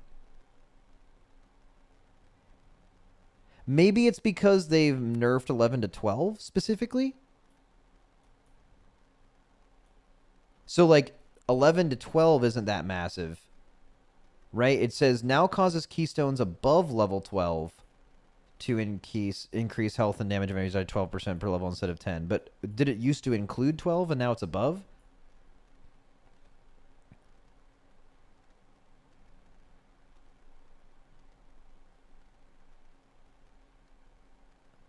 Or maybe this is a way for them to make sense of there being no well, that's not really how depleting works. So they're making 12s easier, which is what you get for the achievement, but they're making the stuff above 12 harder.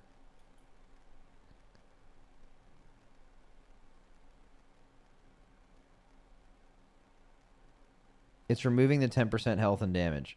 Okay, everyone's saying different things. We'll wait till someone clears this up. We don't have to do it now. Xal'atath's Bargain Voidbound has been redesigned. What is that one? What is the, what's Voidbound? That's the one where the ads spawn? Okay. Dark Prayer. now has a 15-second cast time and grants all nearby enemies in combat Zaltav's gift when the cast completes. No longer grants damage reduction while active. Oh, well, I don't even fucking, Okay. Cool. I think W, right? So now we've looked at the Mythic Plus specific one. Now we can look at tier set bonuses. Okay, do they just have them all listed? All right, let's read why they're doing what they're doing. For class sets in Season 2, we're exploring a new direction and would like to give players an early look at them. In the War Within Season 2 class sets, will have their 2-piece set bonuses designs split by role. Healer, tank, ranged damage, and melee damage. And their 4-piece set bonuses designs split by spec. So what used to be the 2 and 4-piece were designed for the spec. Now it's just the 4-piece and 2-piece. So what? So there's only going to be 4 2-pieces in the game? There's just a healer, tank, ranged, and melee one? Is that what they're saying? Let me read an example. Oh, so winning. Okay, so this kind of goes with their theme. I see. So all melee DPS get winning streak. All tanks get luck of the draw. And then their 4-piece is based on luck of the draw, but like in a different way. So like this one is specifically referencing like abilities that you use. Okay, so initial thought is it's like, okay, they have to make less tier bonuses. That's the pessimistic way of looking at it, is like, okay, they're just doing less. But to be honest with you, what even is a 2-piece in WoW? Like, I feel like a 2-piece most of the time is setting up a cool 4-piece. Or it's just saying something really basic like you do more damage. So, like, really, has there even been spec-specific 2-pieces that are somewhat significant? Probably pretty rarely for a long time. So I don't think that this necessarily means it's, like, less good by that being the case.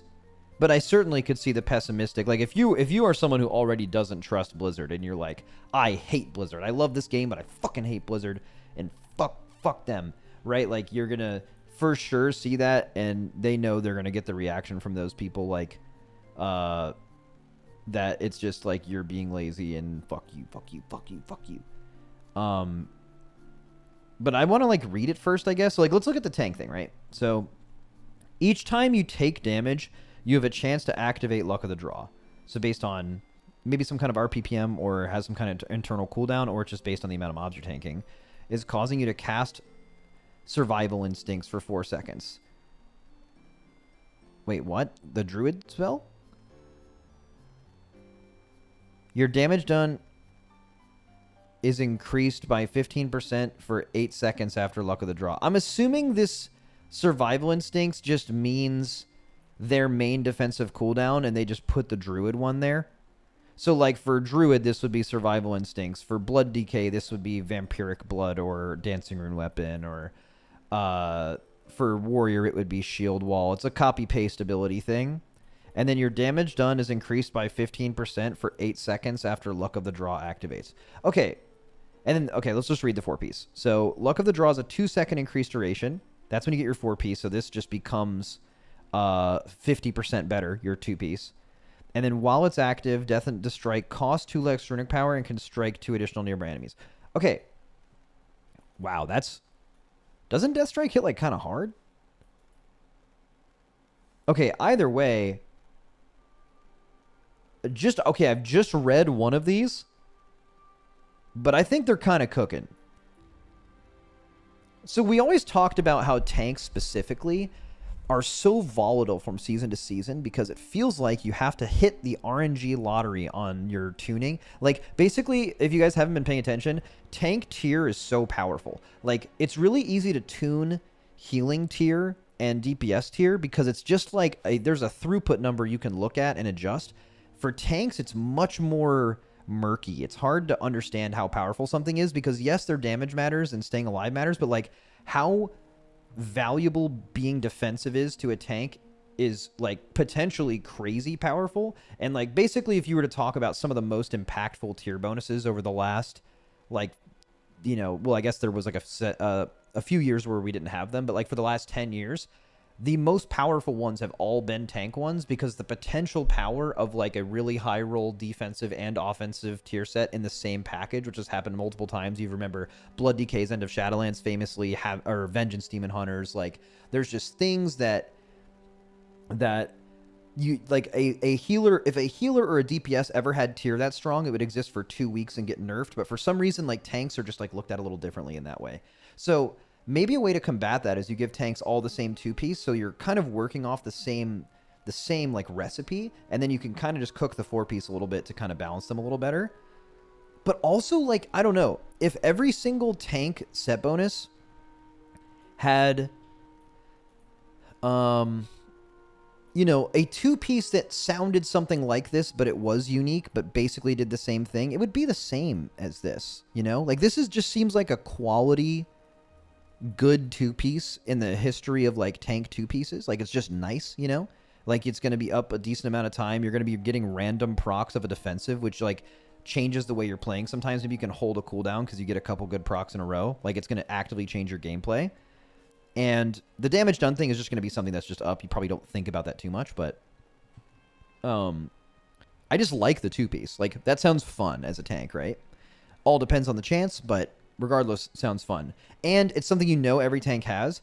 So even if it's powerful, it's not like one tank is too powerful, where there's like a lot of variance when you have to create 5 things that are all basically this, that like compete with each other.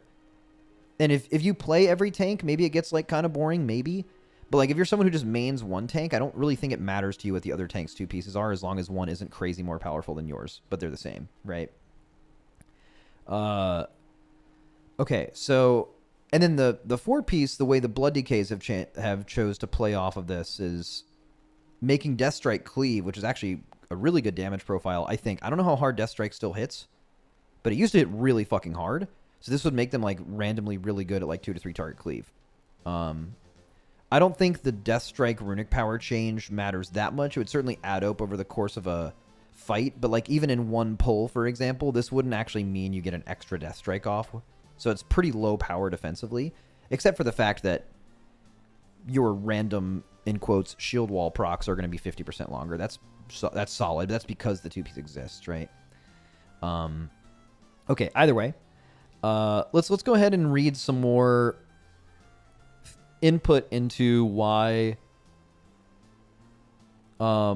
Blizzard is doing this. And also, I just think cooking is good, you know? Like, if it feels lazy, it'll feel lazy and we can shit on them for it. But, like, I feel like trying to cook 2 pieces is fine.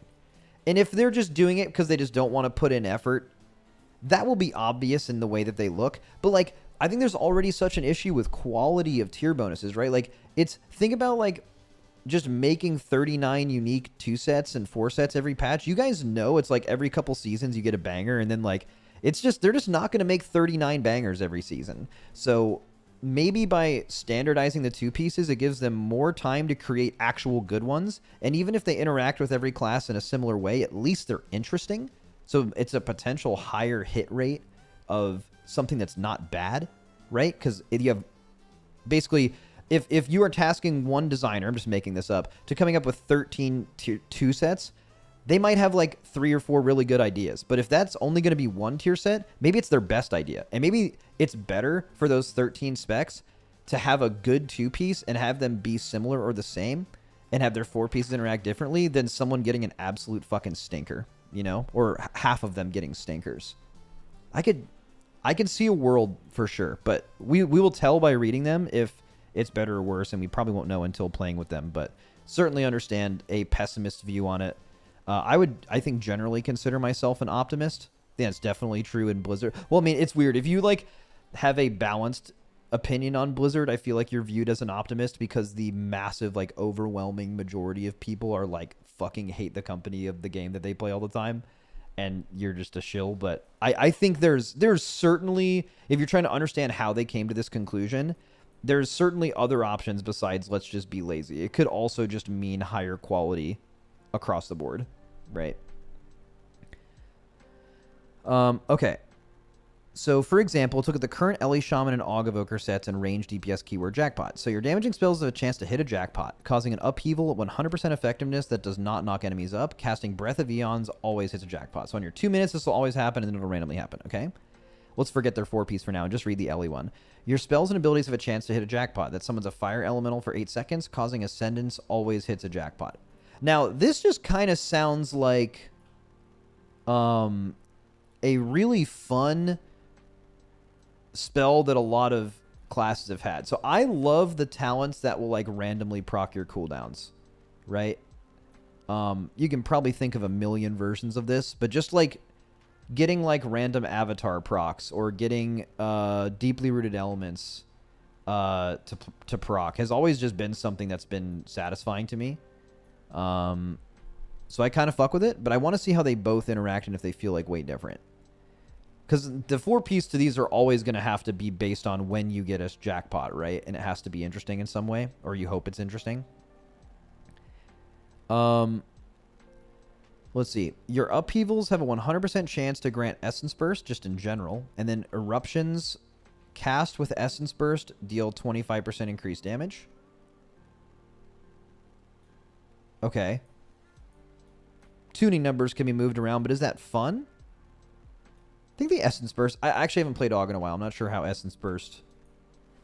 like getting a ton of procs, or if that would feel like you're overwhelmed with procs potentially as well. Let's see. 2-set for Ellie. So same thing. Except instead of casting Upheaval 100% effectiveness, it summons a Fire Ellie for 8 seconds. So even then, they're the same thing. They still operate kind of differently, right? Like, getting an upheaval to randomly happen versus getting 8 seconds of a fire elemental, and then there's synergies within your class kit for when fire elemental is up, already just naturally feels different. But what happens with the 4-piece? When you summon or extend your fire Ellie, your lightning bolt, chain lightning, and lava burst deal 10% increased damage for 8 seconds. Okay, so this doesn't seem awesome, I guess. Because, like, 10% is such a small number that you're not going to change your casting priority when something like this happens, but it's just going to be, like, it kind of... Like, you, as an Ellie Shaman, like, low-key, you could, like, kind of ignore this. But let's see why they brought these two up. As you can see, the wording and the structure for each of the 2 sets within a role will be very similar, but the keyword jackpot rewards different benefits based on spec. This difference is expanded upon in each of the 4 pieces, which adds further unique twists for each spec. And the other keywords which can be seen below are luck of the draw for tanks, winning streak for melee, and insurance for healers. Yeah. Cool. We'd also like to note that there are not currently any plans to change the acquisition of class sets in the War Within Season 2, as Season 1 players will receive a Catalyst charge when the season begins, and additional charges every other week. Just on this note, before we actually look at the sets, how did you guys feel about tier acquisition in this season? Like, obviously we've had a long road since they've brought them back in Sepulchre, and basically the acquisition for tier is like massively better than it used to be. But I wonder if it's still good enough. Like, I feel like if you raid at any level, even a normal level, I think you are basically guaranteed 4-piece by week 3? Is it week 3? So, like, week 1 you get a Catalyst charge. So you get 1 tier piece from anything you could loot from any content. You're not guaranteed, because this is hard to do technically, but if you were to full clear heroic, get AOTC, if you were to get a certain Mythic Plus rating, or PvP rating, you also get your second piece of tier in week 1. And then in week 3, you get your second Catalyst charge, which gives you 3 piece, which gives you 3 full lockouts of potentially normal or heroic. For some people, Mythic. For very few people, Mythic. But for most people, normal is very attainable. So, like, you get a normal loot roll, and you get 2 or 3 vaults, and you get 3 Omni tokens dropping on the last boss between your whole group to get 4-piece by week 3. You just need that to happen on 1 piece over 3 weeks with full vault loot rolls on any single tier. You just need to win 1 tier item. I think that sounds fair to me, breaking that down. But let's see what you guys said. W, I got lucky, so it was good. Better than it has been. Good, not too bad. W, fine, easy. Easy, it was easy. Got it week 1, really happy. It was fine. The season was great, good. Okay, seems like mostly good. Cool. Playing with these bonuses and providing feedback.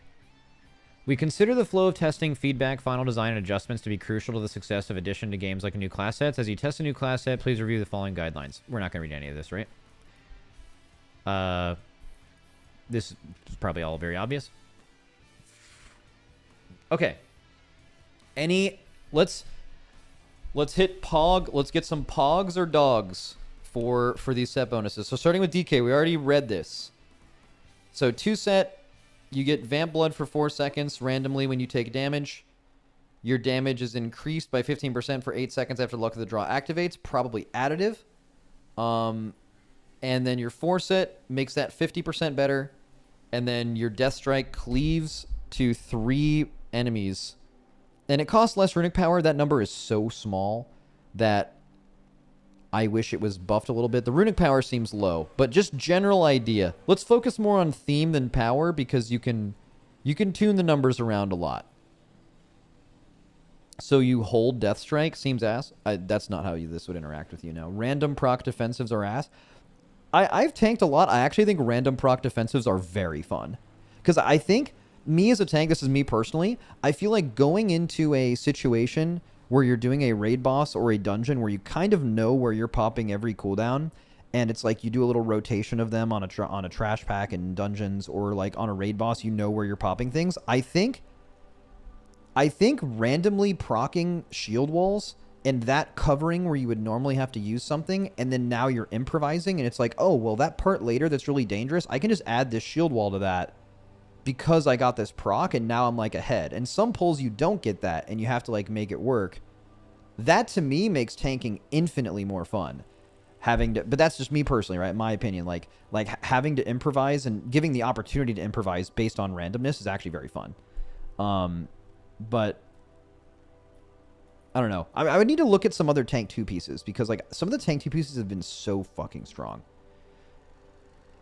I'm thinking I kind of just like the idea of Death Strike hitting 3 targets. That just sounds like Blood DKs are going to be doing insane 3-target DPS. Unless, actually, let's see.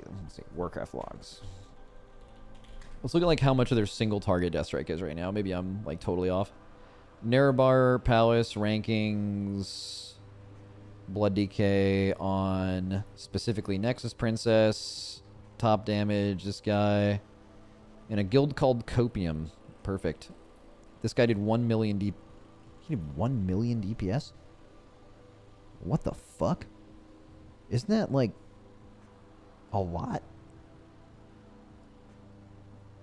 That's a lot of damage, right? Holy shit. Okay. So yeah, I mean, guys, there is a world where a 4-piece makes this ability cleave 2 more targets at a decent uptime that gets really fun real fast. I don't know. I'm gonna throw the Pog on the blood set. That sounds real nice. We're not saying it won't be good. It's just boring passive cleave. But guys, isn't being good and doing a lot of damage, can we all admit that matters? And that's fun? Can we just like keep it a buck? That matters to me. I can be playing the most fun class ever. And if it's like Windwalker right now is super fucking fun. But like it just doesn't quite do the damage I'm trying to do. And that makes me not have as much fun. Hey, it's true. It's part of it. Right? Oh, okay. Oh, I have my window open. And there's just a leaf blower outside. You can probably hear it. Sounds like a chainsaw, kind of. But it's actually just blowing leaves. All right, let me go. Close my window.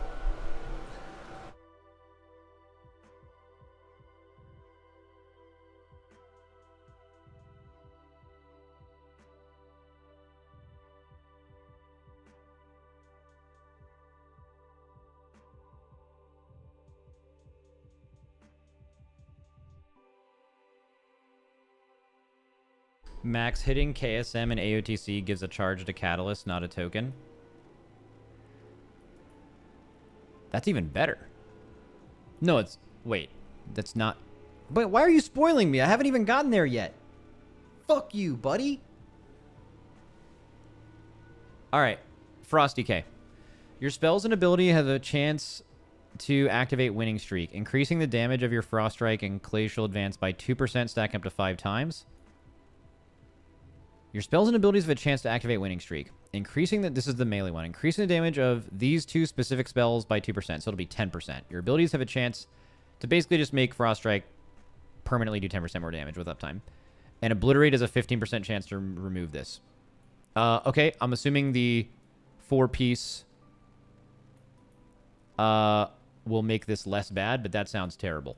Okay. Oh, I'm obliterating. The thing that does all my damage. I hope it doesn't remove my buff. Okay, but make removing the buff sick, right? Winning Streak stacks 3 additional times. Okay, so now 16% extra damage on Frost Strike. While on a winning streak, your Frost Strike and Glacial Advance have a chance to cast Frost Scythe at 50% effectiveness. Frost Scythe now also benefits from winning streak. Okay, so Frost Scythe does 16% more damage. It'll cast this at 50% effectiveness. That sounds a little too RNG for me. Not a fan of that. I'm going to go with Dog. Unholy. Your spells and abilities have a chance to activate this, increasing damage of your Death Coil and Epidemic by 3%. Those buttons seem way better for that. Just because you have so many more talents that work with Death Coil, right? Stack them 10 times. Death Coil and Epidemic have a 50% chance to remove this. Casting Dark Transform grants up to 10 stacks of this. So 30%. But every time you cast Death Coil and Epidemic has a chance to remove it. And while Dark Transformation is active, the effectiveness of Winning Streak is increased by 100%. And no longer has a chance to reset. Oh. Oh. Holy fuck. Okay, that turns your... Bro, you're gonna pop the fuck off in Dark Transformation. That's crazy. Okay, that's Pog. I like that a lot better. See, now this is interesting, right? This is a perfect example of them creating basically the same two-piece for 2 different specs. And it's awful on one of them and great on the other. Like, even if you remove the 4-piece for Unholy is 10 times better than the 4-piece for Frost, but like even just the 2-piece, just by picking the 2 abilities, Frost Strike and Glacial Advance are just simply not equal to Death Coil and Epidemic. Straight up. It's impossible. Not true. Right? And they've made the same spells that are buffed give you the chance to remove it, where they have a completely different spell that, by the way, does the most damage of any spell in your kit that you spam all the time is Frost. So, right? So, like, even though they have the same 2-piece, they're not the same at all. It's the same vibe, but they're able to cook on it in different ways, which I think is more of an argument to doing this.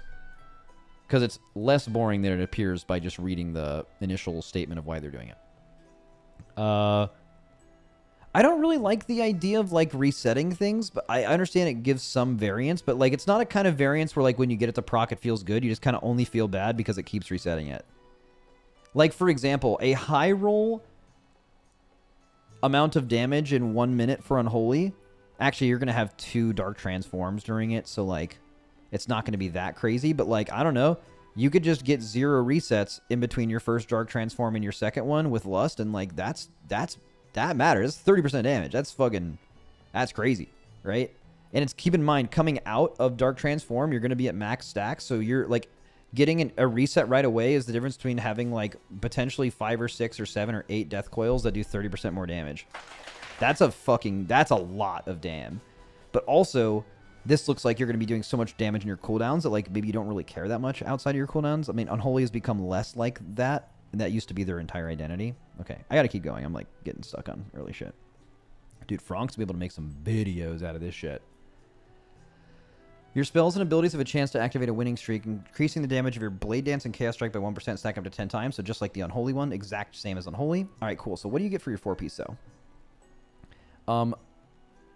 Winning streak persists for 7 seconds after being removed.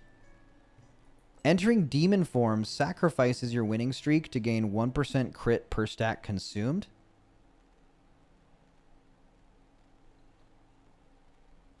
Lasts 15 seconds. So you can just get 10% crit going into your... Yeah, but what happens if, like... it's correct to press Blade Dance or Chaos Strike before your I-Beam comes up. And you do. And then it fucking gets rid of your shit. Oh, well, I mean, never mind. I'm stupid. It persists. That's why. Okay. I initially hated it because I read this and totally forgot about it like an idiot. This is not Pog or Dog. It just, like, exists. Because you do good damage in your demon form. So, like, holding... I think that this part is good. I don't know. It's okay. It's not Pog or Dog. It's something in the middle. I don't even know what that would be. But...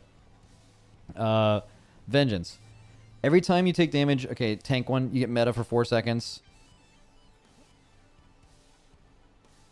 Set bonus, the hunt has a high chance to refresh its cooldown when you gain luck of the draw.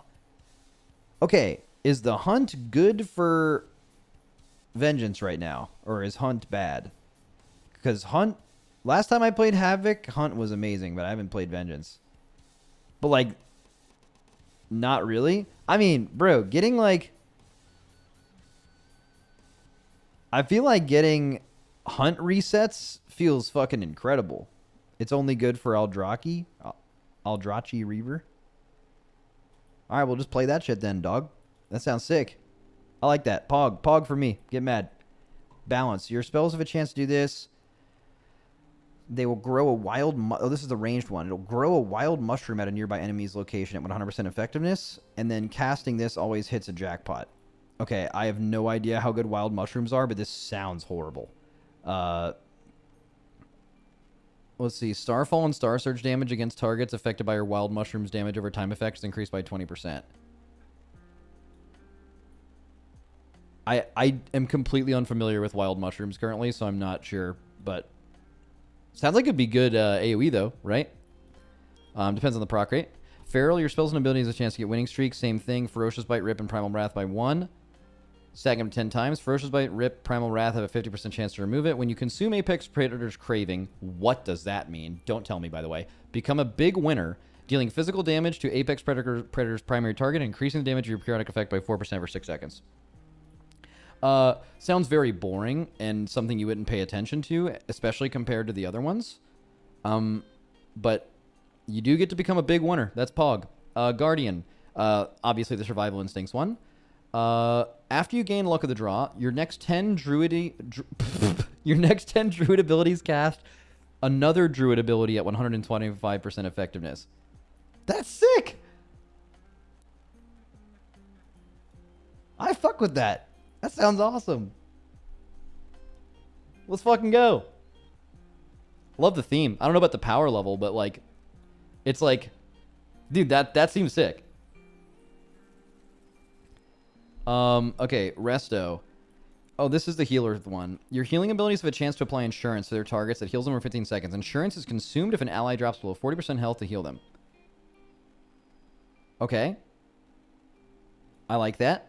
That's gonna make if all healers have this, that's gonna create such an interesting raid healing dynamic. Because like if you just don't go below 40% health a lot, like think about it, like every time you're used to health frames doing, like you're used to looking at them and it makes sense. But just imagine like every 20 seconds when someone hits 40%, they just like get a health stone.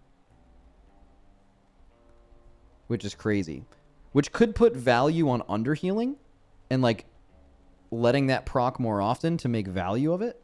Or it could, depending if it could just stack forever, it would just be valuable to actually keep them above 40% for so long. So when they actually do, and it matters, which means you're kind of losing control of your raid's health, that it'll actually pop and be a way bigger heal.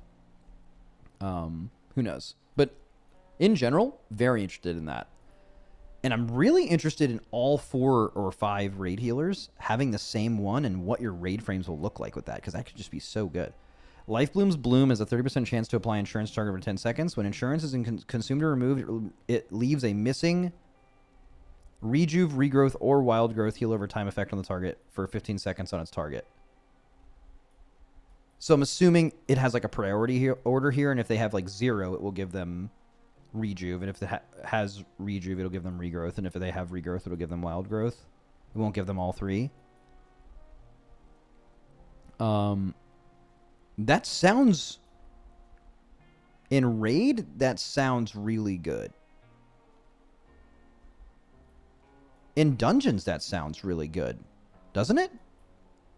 Like, if you're just healing your dungeon group and they fall below 40% and just guaranteed all of them are going to at least get a rejuve, that's good for planning for that to happen. That's good as something that didn't plan to happen as a way to recover from it.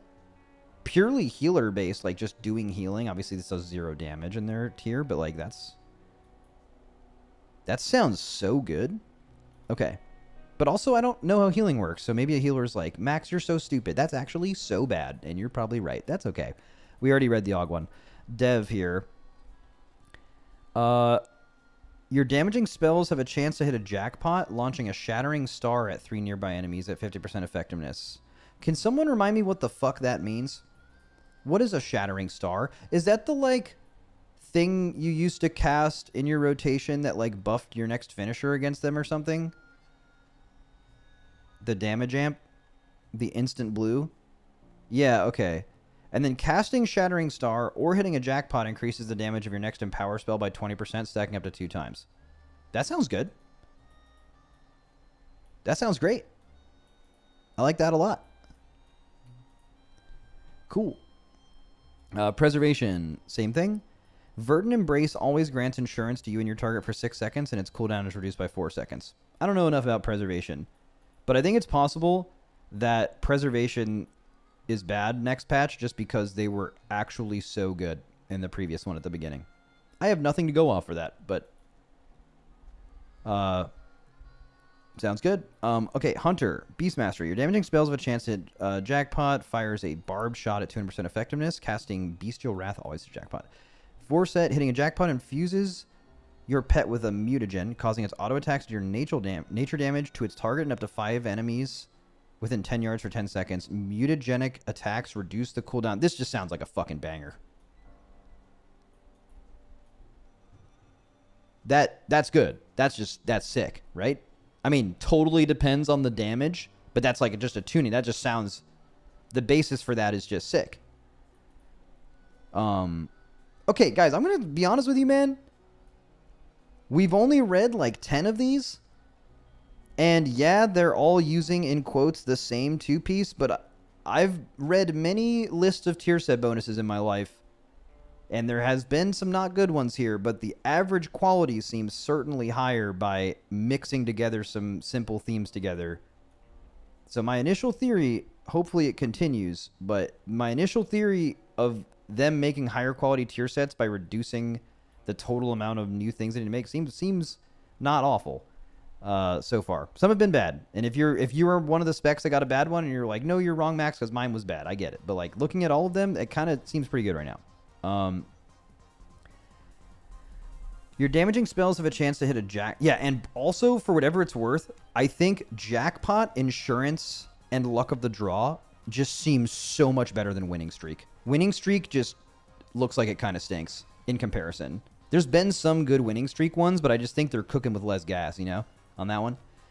Your damaging spells have a chance to fire a Jackpot that increases your auto shot damage by 600% and reduces the time between auto shots by 2 seconds for 10 seconds. That is a big number. Wait, are you just... Wait, you're gonna fucking machine... Right? What is the cooldown between your auto shots right now? It can't be much more than 2 seconds, right? Are you gonna actually fucking gat the boss down? Bro, your top damage is gonna be auto shot on single target, right?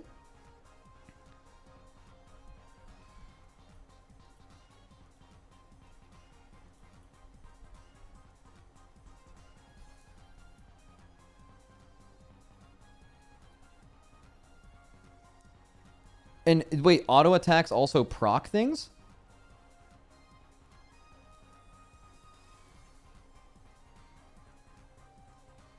Boys. Consuming Lock and Load also fires an explosive shot at 200% effectiveness. I don't know if that's good or not. But actually, didn't they make explosive shot like a 45-second cooldown? Does a lot of damage. So, might be. Okay, Hunters are doing good. Survival. Your spells and abilities have a chance to activate a winning streak, increasing the damage of your wildfire bomb by 3%, stacking up to 6 times. Wildfire bomb has a 50% chance to remove it. When your winning streak ends, your next kill command deals 200% additional damage and generates 3 stacks of Tip of the Spear. I don't know what Tip of the Spear is, but I think if they're going to make these 4 sets better, it just feels bad by default that the thing that you want to have buffed and is really good is getting a reset. They need to make these 4 pieces say, when this reset happens, which, you know, by default should suck, you need to get something fucking amazing. And I don't know if this is fucking amazing, but whatever tuning knob needs to be there in all of these 4 pieces, it needs to say, hey, when that 2 set cancels itself, which stinks, you get fucking crazy bonus that doesn't stink and it feels fine because of that. I don't know. Also, no one plays survival, so who fucking cares? But, you know, something like that would make sense. Okay. Arcane. Your damaging spells have a small chance at a jackpot, granting you clear casting and 8% increased spell damage for 12 seconds. Casting Touch of the Magi always hits a jackpot. Woo! Okay. When you hit a jackpot, you also gain Aether Attunement at 100% effectiveness. I don't know what almost any of the words that were just said. I don't know what they mean. I'm just going to move on and ignore that Arcane exists. Fire. Your damaging spells have a chance at a jackpot, reducing the cooldown of Combustion by 3 seconds. Casting Combustion always hits a jackpot at 200% effectiveness. Okay. So you get 6 seconds off of Combust by casting Combustion. That just totally depends on proc rate. And whenever you get a reduction on Combustion, your damage increased by 15% for 7 seconds. If you would gain jackpot from Combustion, the duration is increased by 100%. So whenever you combust, you get 15% damage for 14 seconds. And when you randomly get reductions on Combustion, you get a damage increase. Very basic, but we bust. Frost. Your damaging spells have a chance that fires a Frostbolt volley, dealing damage to your primary target and damage up to 8 additional targets. Casting Icy Veins will always do this. Icy Veins causes you to cast a Frostbolt volley, dealing damage to your primary target up to 8 additional targets at 100% effectiveness every 10 seconds for 30 seconds. Very interesting. So that, I find it very hard to believe that this is something that can be tuned well in single target and an AoE. It's either going to be good in single target, in which this will be the most broken AoE tier set ever, or it's going to be really good in dungeons and Frost will be bad in raid, or bad on single target raid bosses, which are actually surprisingly very rare. So maybe that won't matter as much, but okay. By the way, guys, these are fucking, these are good. These are, it's really hard to gauge this, especially because I think so many people look at they just think about their spec. And I like totally get that. You like just care about your own spec, and that totally makes sense. But for someone who doesn't really care about any spec and is their job to kind of understand all of them, these are like 30 to 50% more interesting and sound like they have something good going for them than any time I've read tier bonuses. If my initial impression of them doing the similar 2-piece thing is that this is really good, in my opinion. Okay, Brewmaster. Fortifying Brew. This one, interestingly, for 6 seconds. Okay. Your damage done is increased, same thing. When you gain this, so every time you take damage, or sometimes, your next 2 casts of Blackout Kick deal 150% increased damage and incur a 2-second reduced cooldown. I don't know anything about what Blackout Kick does. Ignoring. Mistweaver. Your healing spells have a chance to apply insurance to their targets that heal them every 15 seconds. It's consumed. Casting Renewing Mist applies it. The healing of insurance is increased by up to 50% in proportion to the coverage Renewing Mist has on you and 10 allies. Bro, what the fuck are you... So if you have a ton of Renewing Mists out, it will heal up to 50% more, or if you are light on Renewing Mists, it will heal a lot more to make up for the fact that you don't. Bro, fuck healing. Alright, Windwalker. Your spells and abilities have a chance to activate Winning Streak, increasing the damage of your Rising Sun Kick and Spinning Crane Kick. It'll remove it. Chance to do that up to 10 times. Okay, 30% Big fucking number, by the way, with chance of Chi-Ji. Big, massive 30% fucking crazy number. Okay. Fist of Fury applies 1 stack of winning streak when cast and when finished channeling completely. Your damage of your next Fist of Fury is increased by 5% per stack when winning streak is removed. Your winning streak is always removed once it reaches max stacks. This stinks. Whole thing. Don't like it. Paladin. Maybe you could like move some numbers around, but I don't like that. Like the variance of rolling a winning streak near and like sitting near the like. I mean, at least it's like deterministic. Like you can't just sit at 10 stacks. It's determined to not do that. It has something built in to make it not RNG bullshit. But like I just feel like the Fist of Fury by 5% when it like that those numbers aren't right. Okay, Paladin. Your healing spells have a chance to apply insurance. Cool. Divine Toll applies it to allies that heals for 8 seconds. Divine Toll's cooldown is reduced by 1 second every time you spend Holy Power. Oh. I don't play Holy Paladin, but I know Divine Toll button good, and pressing Divine Toll more good. But how often could you even spend Holy Power? I'm not sure if that's like how much do you spend a minute, right? Divine Toll does 0 healing. Oh, never mind. Fuck everything then. Guardian Ancient Kings for 4 seconds. While you have Luck of the Draw, Shield of the Righteous refunds 1 to 3 Holy Power and extends the duration of Luck of the Draw. Banger. Right? Just straight up banger. I haven't played Prop Pal in a while, but that sounds fucking sick. Right? Like if you just like spend at, yeah, that's good. That sounds fucking sick. You can randomly, if you got enough resets, you could get, I mean, realistically, probably like 10 seconds of Guardian Ancient Kings total, which is sick. I mean, you're gonna machine gun shields too. But the 2-piece is random, which sounds bad. Yeah, but okay, me personally, tanked for a very long time. I think random defensive procs when you're tanking are very interesting. I hate doing the same thing every time. Boring as fuck. You can do it over and over again. And like the feeling of getting a good proc at the right time is like, fuck. You know, you just love that shit. All right, Rhett. 2 set. Your spells and abilities have a chance to activate winning streak, increasing the damage of your Templar's Verdict and Divine Storm by 2% second up to 10 times. That's a lot of damage. Templar's Verdict and Divine Storm have a 12% chance to remove it. When you lose your winning streak, okay, it needs to say something fucking crazy happens. You get the last Holy Power spent back, and for 4 seconds, you cannot lose Holy Power, and the damage of your Holy Power abilities are increased by 10%. Okay, so that's the best winning streak one by far, so far, right? That's fucking insane. That's what I'm talking about, though. Like, if your winning streak 4 pieces have to say something like this, because this sucks, you know? And they did it. Okay, so every winning streak bonus, use the Rhett Paladin bonus as an example. That's fucking crazy strong. Okay. Okay, Priest, Discipline. Yeah. Your Powered Shield is completely absorbed. They're granted insurance. Your allies with your insurance or absorption effects. Your allies with your insurance or absorption effects in general receive 15% increased healing from you. That sounds really good. I think. I guess it just depends on how widespread you can get it. But I mean, if you can blanket the raid and get a decent amount of that, it's pretty strong. Maybe it's overhealing. Because like if they have an absorption effect or insurance, maybe they have atonement, and then are they really in danger?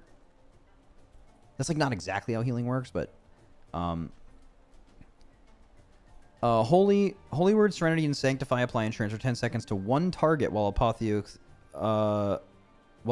is active. Your healing is increased by 1% for each insurance active on allies. Seems kind of basic, but could be strong based on the coverage. Shadow. Your damaging spells and abilities have a chance to fire a Void Bolt at an enemy at 200% effectiveness. Casting Dark Ascension or Void Eruption always hits a jackpot.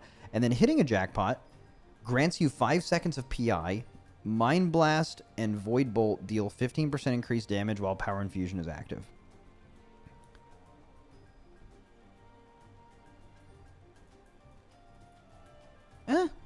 Seems pretty good. Definitely not like a super banger. I don't think. Like as far as gameplay, but maybe it's really strong. I think it's okay. Rogue. Increasing the damage of Envenom, Rupture, and Crimson Tempest by 3%, stacking up to 10 times all your finishers. And Envenom, Rupture, and Crimson Tempest have 50% chance to remove it. All right, here's the big winning streak test. When you lose winning streak, aka when you feel like shit, you have a chance to instead gain max stacks of winning streak for 4 seconds, which is 30% damage on your finishers. I wonder if that's snapshots, by the way, for Crimson Tempest and Rupture. Probably not. Is there any snapshotting built into? There's no way, right? There's no way it snapshots. It would be dynamic. Okay. Wait. You have a chance to instead gain max stacks when you lose it. These cannot be removed. So it's going to last for how long? These cannot be removed and have 30% additional effect while immune to removal. So you'll be doing 40% increased damage. Oh, for 4 seconds, I see. But how many things are you gonna... You're only gonna be able to get 1 or 2 off, right? But at least it'll be the... I mean, it depends on your energy. Is it 60%? We don't know if it's modifying the 30% total things by 30% of the number, or if it's literally giving you an additive 30%. It could be 60. 100% need a weak aura for that? Yeah, actually true. I mean, they could just make it obvious on your UI. They've done that before, but weak aura would solve it for sure. I think this is okay because you don't really want this to happen a lot, but when it does, you could just hit an Envenom for like so much damn. I mean, it is going to happen a lot. Every 15. This is true, right?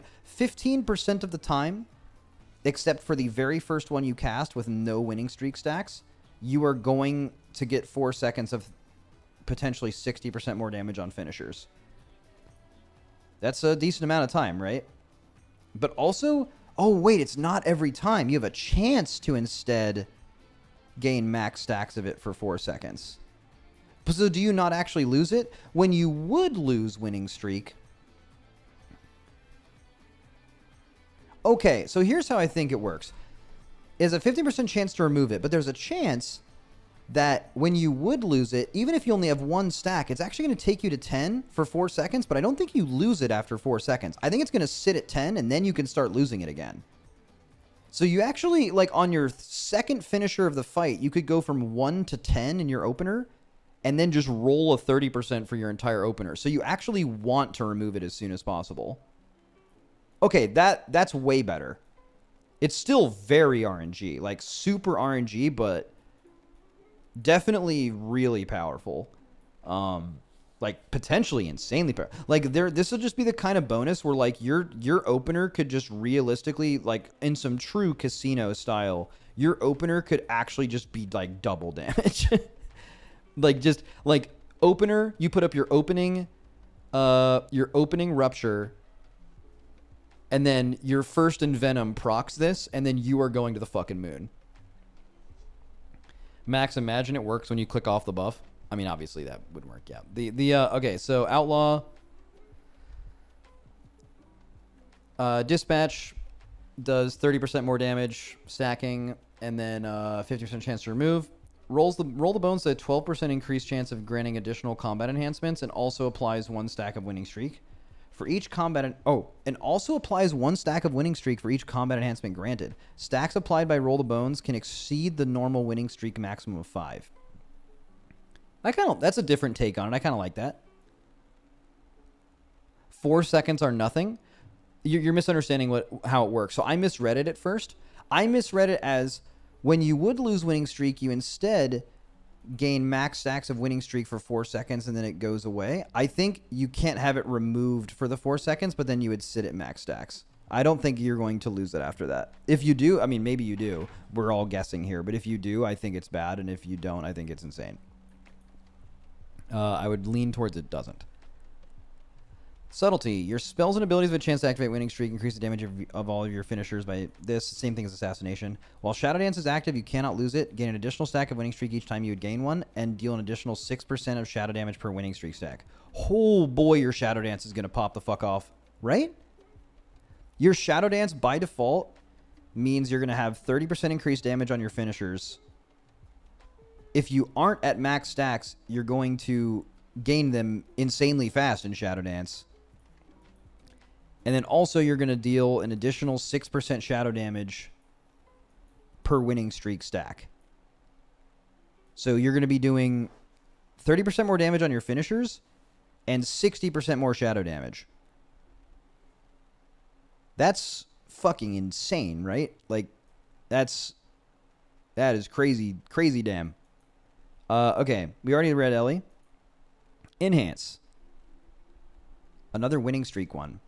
When you cast Storm Strike, Crash Lightning, and Lava Lash, stack them 5 times, spinning Maelstrom Weapon has a 15% chance to remove winning streak.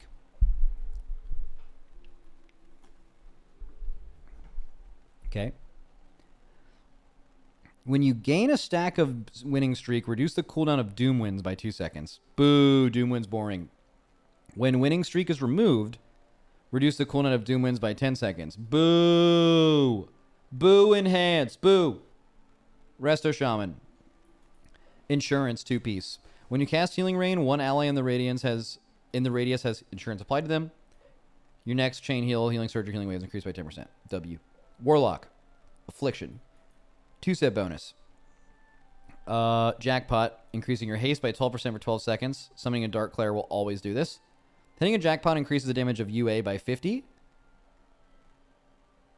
And causes unstable affliction to spread to 3 targets within 40 yards for 12 seconds. Oh.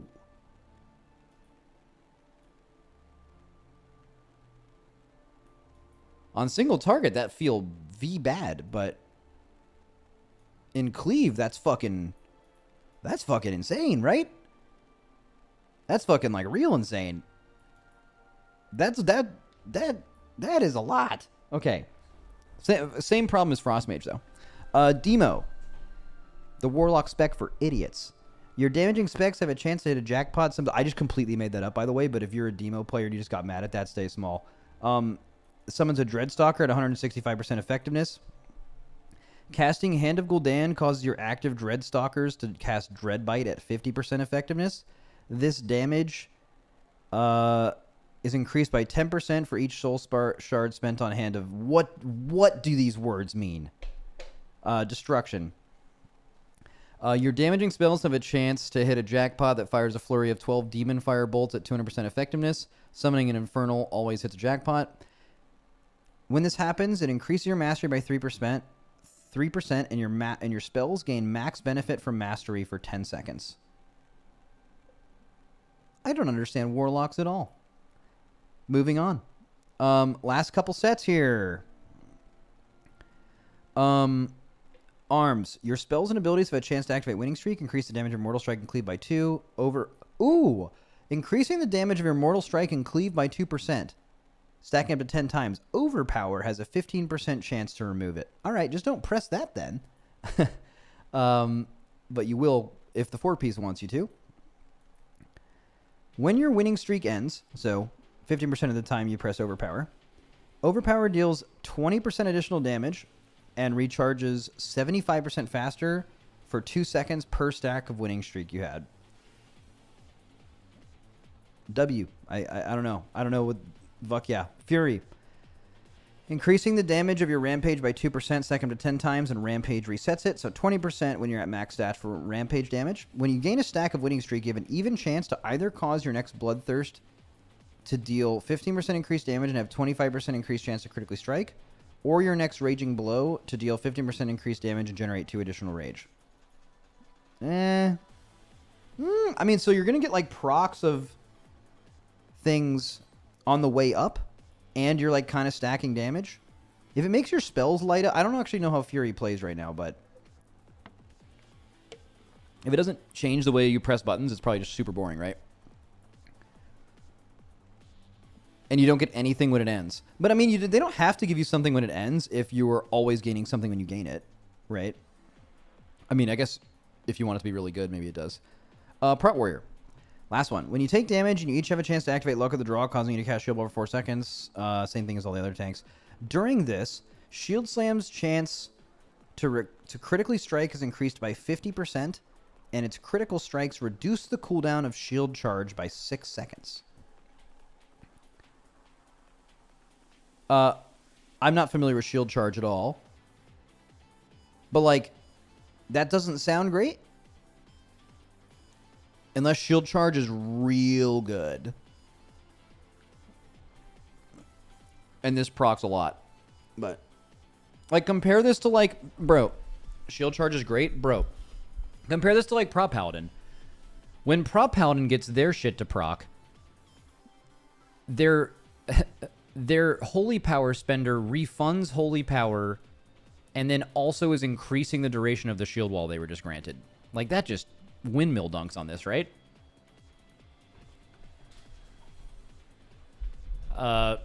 Okay.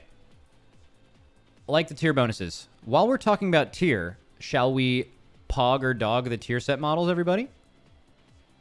All right, let's go. Starting with DK.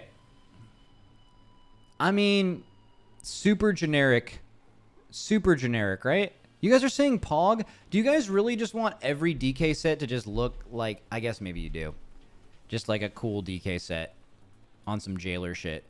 And it has like a few pieces that you could mix, like the shoulders could clearly go with other stuff. The gloves could go with other stuff. The belt could go with other stuff. Look at the recolors.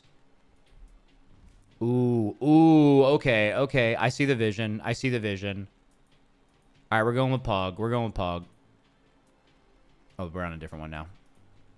All right, on to Demon Hunter. Dog.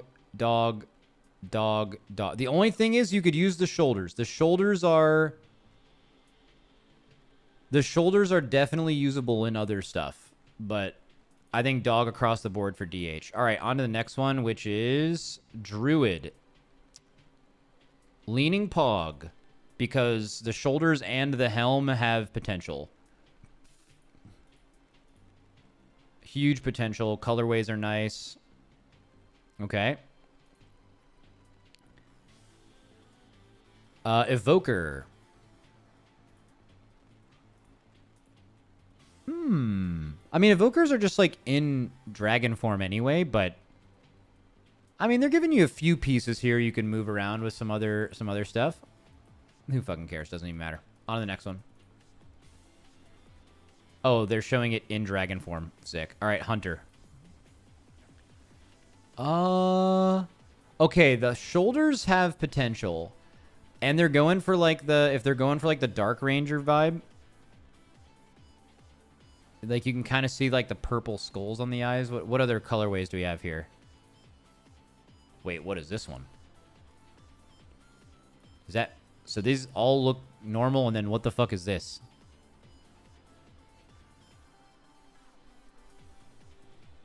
Why does this one...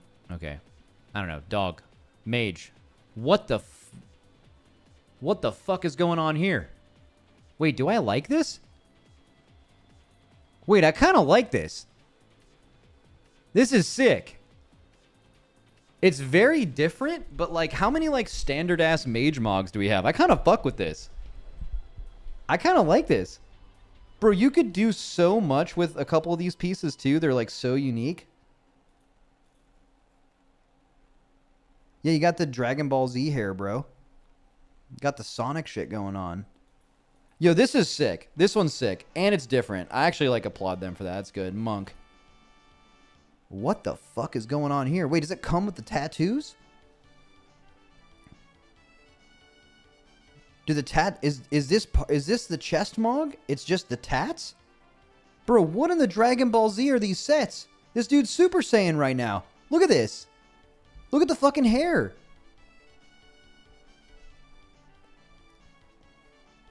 All right, what are the other colors?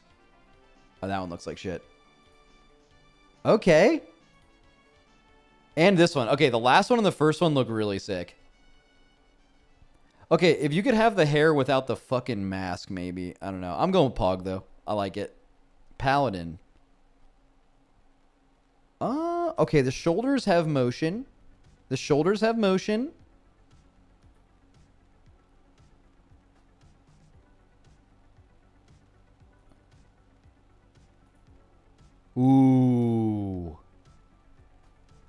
I think overall this is mid, but the first and the last shoulders you could make an entire transmog set with.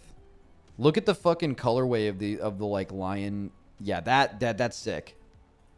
You could make something work with that for sure. All right, on to the next one. What is this? Okay. That's not good. I mean, if there's anything cool going on here, it's like the little thread, the little braided threads going around the like front and back. It's like kind of cool. Red colorway doesn't do it as well. Oh, this is just bad. I don't like that. Rogue. Oh shit? Little pirate fucking, what is going on here? Okay, the helm, you could do crazy shit with the helm and the shoulders. They went super basic, like trench coat, looking like a pirate looking ass. Oh shit. Oh shit. Okay, the rogue's like the best one, I think. Holy fuck, this is crazy. Bro, look at these shoulders.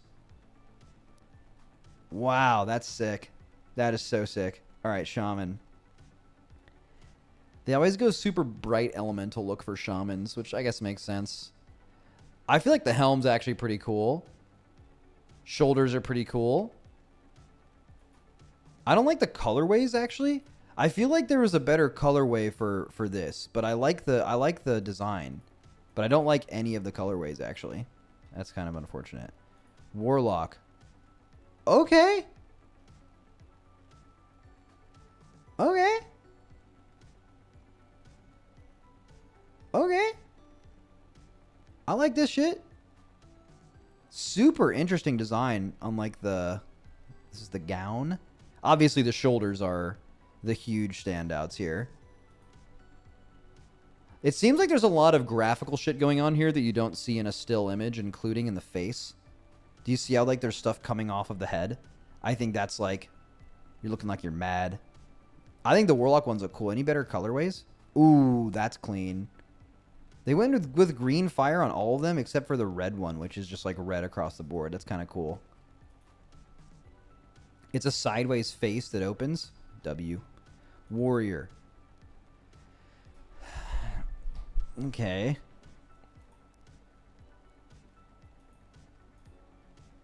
Kind of mid, right? I kind of like it though. Like, this color specifically is really cool. The red and that, like, really bright green. I like that. I don't like this one, though. All right, is that all? All right, overall, okay. Interesting that they didn't go with any, like, goblin-y kind of looks, given the rest of... Or any casino-y kind of looks, like the rest of the patch. All right, so top performers are definitely Rogue. Rogue goes absolutely stupid. A couple of the monk ones go stupid. Mage goes stupid. I liked the Druid one, but I think it just got outclassed by later ones. I think they all got outclassed by the later one. It's like Monk, Mage, and that other one at the end. I think Warlock maybe too. Okay. All right, so we've looked at all the tier set stuff. We've looked at the Dinar's return. Yo! Augmentation evoker can no longer buff tanks and healers and patch. What the fuck is getting announced today? Why is today randomly just the day? What the fuck is happening right now? Holy shit. Bro, we're doing emergent. Guys, I'm telling you right now, there will be a potty emergency this week. There has to be. Dude, Blizzard just got mad that the potty C was going to take a week off, and they were like, all right, let's just release everything then.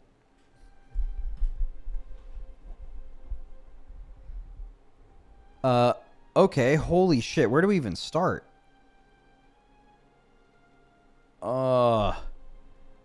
What do?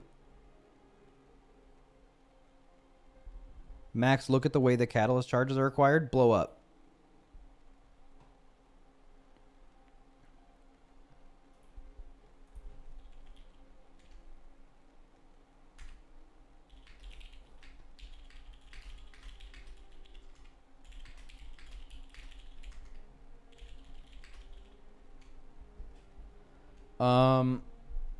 Okay.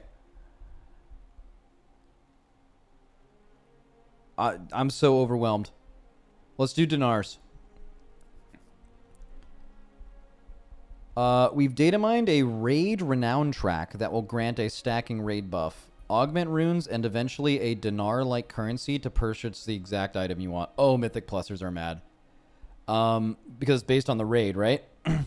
Okay, so basically there's always been things that have been in raid. Like the raid skip you get after a few weeks. You get like a stacking damage buff after a few weeks.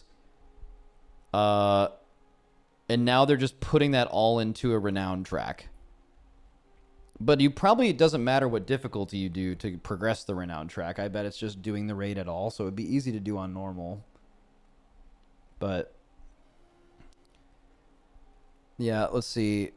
It's unclear how you will get reputation with the Galagio loyalty rewards, but since the track contains the current raid buff, it's likely to be similar to the current season killing bosses. Yeah, we've also data mined a new upgrade track that could be the Dinar upgrade track, as it has 14 upgrade ranks and will cap at Mythic 6 out of 6.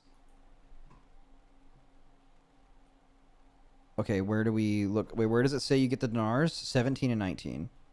Receive a puzzling cartel chip, allowing you to trade for a powerful Liberation of Undermine item of your choice.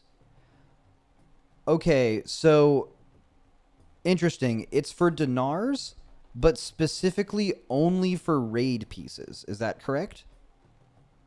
I think it's possible we don't know the full story here because this was data mined. This wasn't like an official release of information. It's possible that there are other ways to get specific it sounds like patch wording in general. I mean, Liberation of Undermine is the name of the raid. Dinar was always raid pieces. Dinar was always raid pieces, but it was because there was 3 raids in a patch that it was relevant, and they weren't all available all the time. I think Dinars implemented into a normal season, in my opinion, 100% has to include the Mythic Plus loot pool. It has to. Because one of the biggest issues in the game is a lot of people's best in slot gears from Mythic Plus, and it is actually completely random whether you will ever obtain it, and that's stupid. The fact that you'll be able to be given it for this is really, really good. Like from the raid, that's good. Like, for example, can you imagine how many like Mythic Plusers would be so happy right now if they could get a fucking Mythic, I mean, right now it would be a Mythic Spy Masters, but like there's a Mythic trinket like every patch that is like, you need this thing, right? So still really, really good, but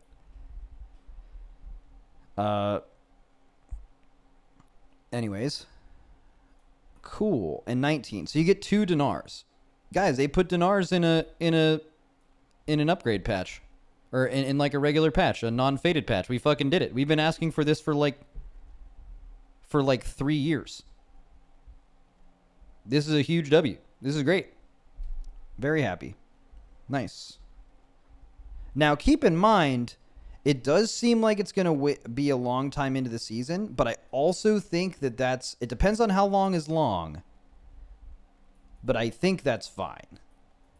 Like, if Dinars ever serve a purpose in the patch, it is absolutely later rather than early. Like, let's see, like, when do you get, like, the stacking raid buffs? So you get your first one at 17. Let's just do it in this patch, right? So how long did it take To get the 5th raid buff. Do we have raid buff 5 right now?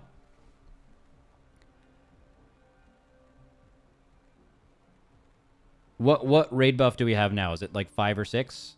That's right now.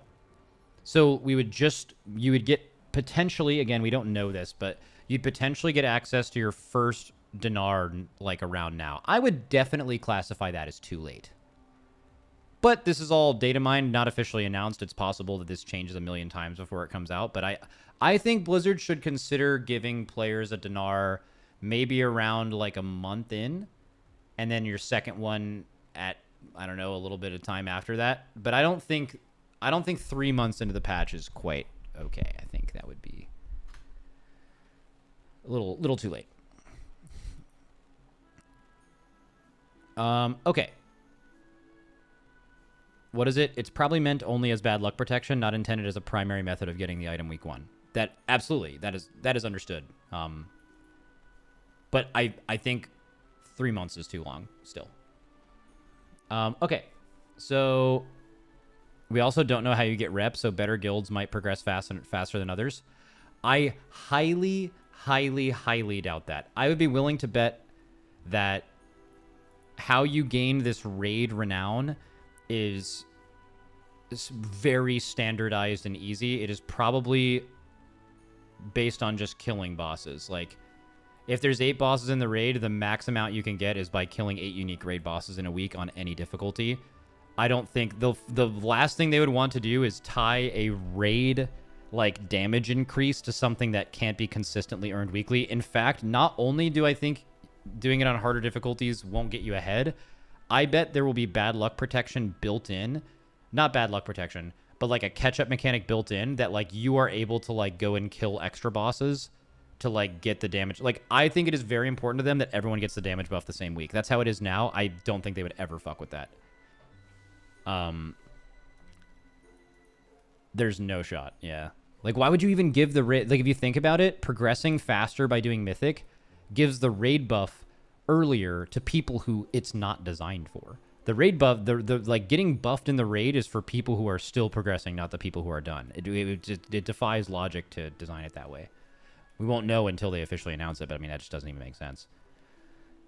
Okay, Augmentation Evoker can no longer buff tanks and healers in patch 11.1.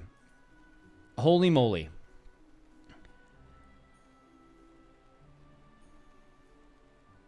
So we've been talking about it for a long time. Aug Evokers in Raid have always been super broken because they're buffing 4 DPS. In Dungeons, it's 2, and the way they made up for that was they buffed tanks and healers, but that created this weird problem where Aug felt required in high keys especially, not like lower keys, but since Aug has been out, it's been meta in high keys, right? And it hasn't always been the best damage, but it's just the only one that makes your tanks and healers feel strong enough to consistently do the content. Used to be because they had so much utility and like defensiveness. They nerfed a lot of that.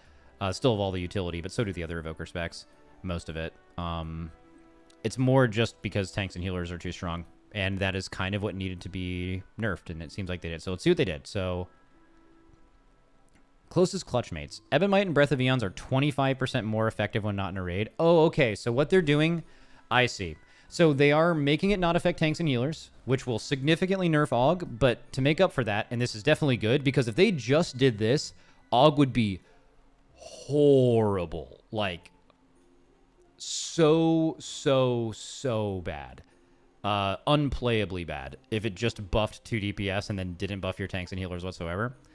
But now they're going to make it so at least they'll be doing way more damage. They're going to, in a dungeon environment, they're going to be, their Ebonmites on the 2 DPS are still going to be like stronger, which is good because like if you look at it, right, putting an Ebonmite on 2 DPS is giving you 200% of the value of an Ebonmite, and 25% more is what, right? You're getting 250%, but the value of a raid Ebonmite is 400%. So like it's still going to be just bad.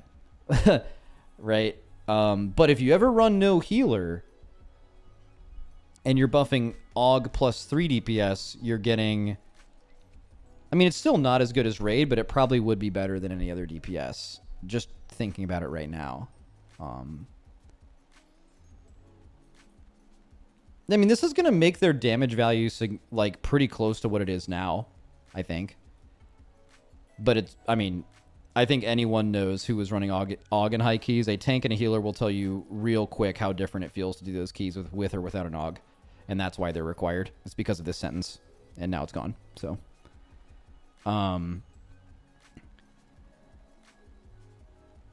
cool. And this doesn't really affect raid at all because it already preferred damage dealers. The only way that an Aug Evoker could buff a tank or a healer in a raid environment is by proximity. I mean, or you would have given them impressions, which is insane, but it would be by proximity, but only after every single DPS in your raid not only has 1 but 2 Ebon Mites, which I think is only doable with like over 4 Aug Evokers. So like it's just kind of not a thing. In tanks and raid it won't make a difference. All right. So Blizzard is just absolutely spitting out W's, and before it's like lost in translation, by the way, my official statement, as if this matters, but like I think a lot of the community sentiment I've seen around the tier sets has been like, this is lazy.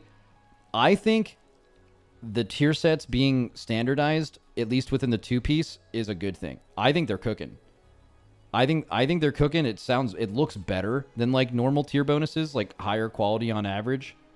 We'll have to see how it plays out, but I like they look significantly better on average than normal ones. And I bet if you're cutting out having to come up with so many original ideas every 6 months and coming up with one good standard one, if you can get over the fact that other people's 2 pieces are similar to yours, even though you interact with it totally in a totally different way with your 4-piece, you're going to have less bad ideas, right? Like, think about seasonal affixes, right? Like, seasonal affixes were great when they were good ideas and bad when they were bad ideas.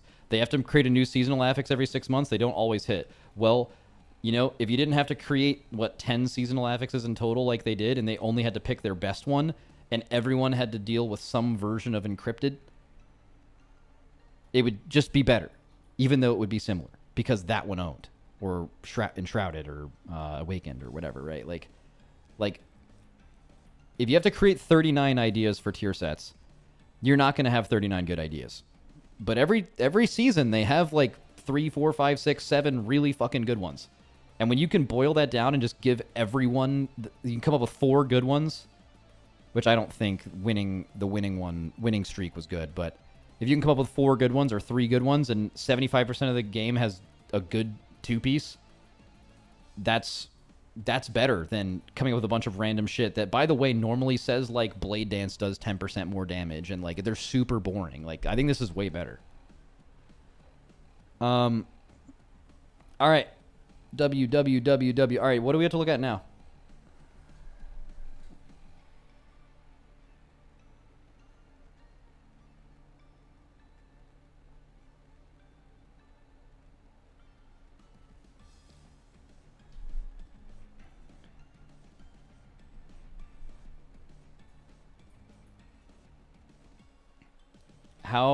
Oh, did you see the catalyst changes? Nope.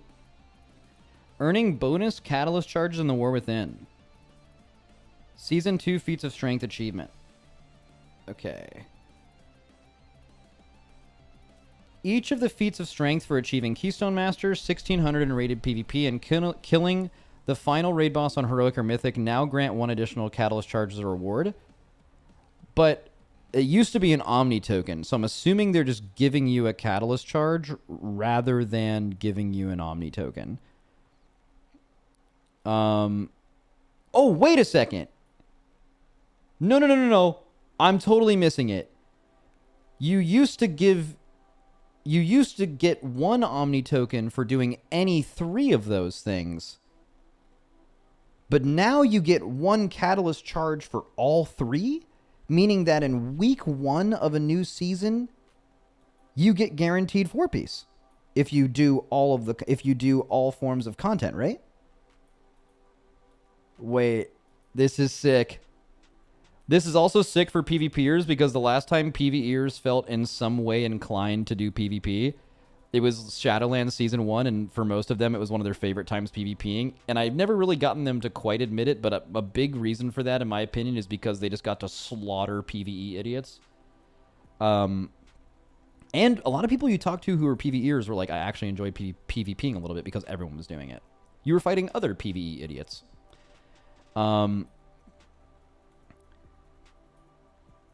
Splits nerfed?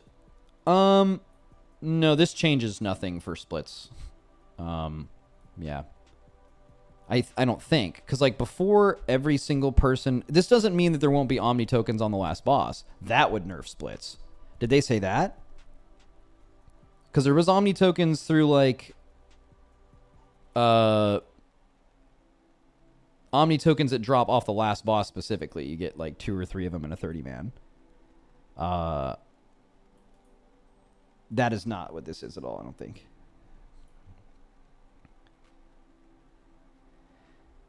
But I mean, once you like determine your main, you would just we could just give them 2 hours to go get all 3 of these things, and then they have 4-piece, right? It also makes random like high eye level items matter so much more from like Mythic, because like getting Mythic tier is super high eye level for the race, and now getting Mythic off piece slots will be really important, because ideally someone's main in a Race World First scenario can actually just pick a run out of their 12 characters that has full heroic tier, so you would never use a heroic item for your catalyst charges. So you already have 4-piece, and then we're actually just feeding you Mythic tier because of catalyst, which is going to be insane for eye level with the way we do things. So I think this is actually potentially like pretty significant eye level buffs for the race. If that is the, Bubba's the person to ask for this, but wow. Massive W. That's good. I mean, I think that's good. Like I know there's like a subset of people in WoW that are like, I want to just do my mode of the game and I want to get just as much gear as everyone else. But unfortunately, it totally makes sense from Blizzard's perspective and from like a game design perspective to give players who are willing to not just do Mythic Plus, not just do Raid, but do both and get rewarded for doing both, rather than someone doing both and getting rewarded the same as someone who's only doing one. That makes sense. Now they're pushing that to the extreme. They're like, hey, you guys can get 4-piece in week 1. We're just giving it to you. You can have it, but you have to play all the modes of the game. If you don't want to, that's fine. But I mean, I think that's like perfectly fair. These are not high ratings either, right? Okay, getting AOTC for a lot of people I understand is like, that's difficult. It requires a lot from other people. But like getting 1600 in PvP and getting 2K Mythic Plus score is something that people can do pretty fast. But also, it's kind of weird, but like it feels like in today's day and age, everyone feels like they need to have everything right away or else they're behind. So maybe that would be a negative thing for this. Like a good player, not Race to World First, like where you're getting like 10 splits given to you or whatever, but like a good player being 4-piece ahead of someone in week 1 can feel like kind of a massive gap. That could be something that isn't good. But also it makes you want to play the game more. I don't know. I like it. PTR, data mined class changes, major class changes for everyone. Bro, I need to like get some water. We're just fucking cooking right now. Okay, 1 second.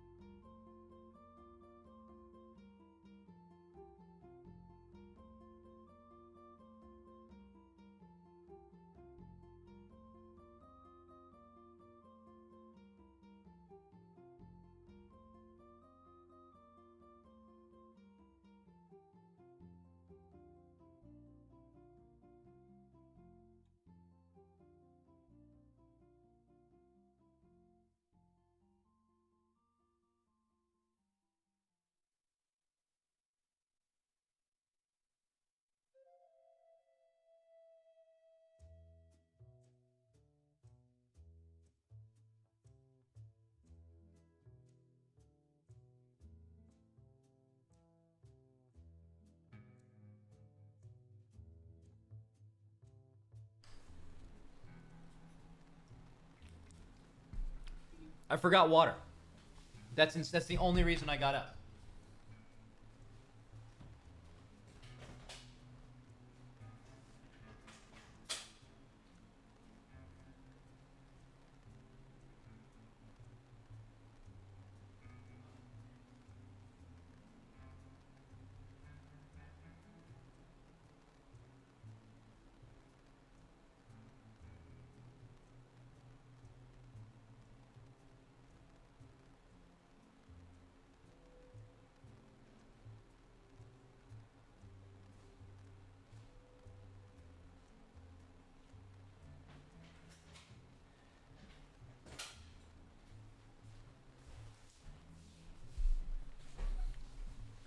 All right. We're back. Okay. Let's get weird. Oh, no, it's the shitty Wowhead version. Oh, these are data mined, though. Did Blizzard not make a... Please tell me, guys. Please. Did Blizzard post these? Is the only way that we can actually see the changes is by reading the dogshit Wowhead version? They did? Not all of them, though? That's fine. We'll just read whatever's on the Blizzard one, and you guys can fill me in for whatever's not there, because I cannot read that shit. It's so bad. Wait, there was one released 30 seconds ago. Oh, yeah, this is most of them. W. Yeah, let's just read the shit. W. All right. We don't care about this. Don't care about this. Don't care about this. Oh, names of the bosses. In order. Vexy and the Gear Grinders. Sounds like a multi-target or like ad-focused boss. Cauldron of Carnage. I'm assuming that's the like crazy like Godzilla versus King Kong looking shit. Rick Reverb sounds like the DJ boss. I mean, there's just no fucking way it's not that. I don't think we saw Styx Bunk Junker. Sprocketmonger Lockenstock. What a name. The One-Armed Bandit, I think we saw him.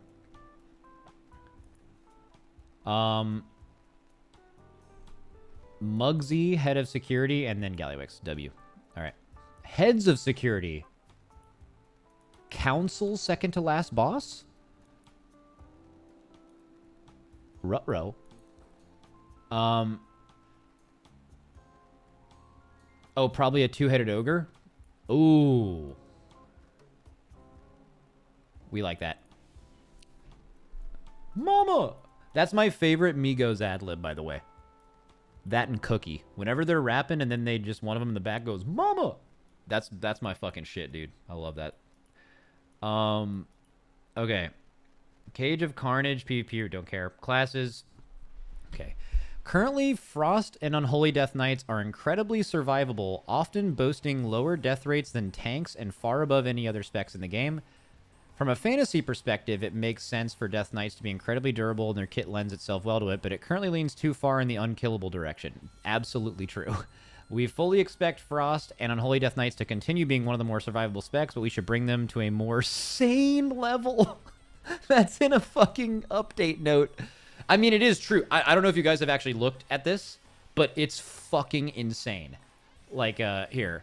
Let's go back to the previous thing. Not there, not there. Here. Damage, go to deaths. Not here. I'm looking at nothing. Where do I look at this? Where do you... Oh, it's statistics. That's why I'm stupid. There we go. Deaths. Guys, look at this. Top 5%, top 10% of players. Bosses, all mythic. Holy Priest is bugged because of the way it shows deaths. Like, for example, if they're not one of the first people who die, but they turn into an angel, and then the boss resets before their angel dies, it doesn't count as a death. That's why they're down there. But look, classes with cheat deaths. Rogues, fire mages, evoker, all the tanks. Unholy and Frosty K, this isn't a bug. This is natty. This is natty. Like, that's natty alive. That's crazy. That's fucking crazy. That shouldn't happen ever. That's nuts, you know? That's fucking insane. So it should be nerfed. You could argue it should be nerfed massively. Yeah, Warriors actually... What's funny is Fury is actually tankier than Arms. They just die more because they're significantly more stupid. It's always been a thing. I've never really been able to figure it out. Same thing with BM and MM. BM is not any tankier than MM. It's just more likely that a BM player is more dumb than an MM player. It's a fascinating thing. Yep. Anyways, back to the thing. BM is definitely more tanky. All right, I made it up then. What about it? Okay. So let's see how they're nerfing them. Veteran of the Third Ward now increases stamina by 12%. Was 20. Wrong tab. Did I go to the wrong? Oh, good shout. Let's make this bigger too. Nerfed Veteran of the Third War. Good. Null magic. The passive magic damage you take was reduced. Good. Permafrost now nerfed. All these things have all been nerfed, and for any other class in the game, you would be like, I'm gonna fucking die, because these are actually big nerfs. You just lost 8% of your health.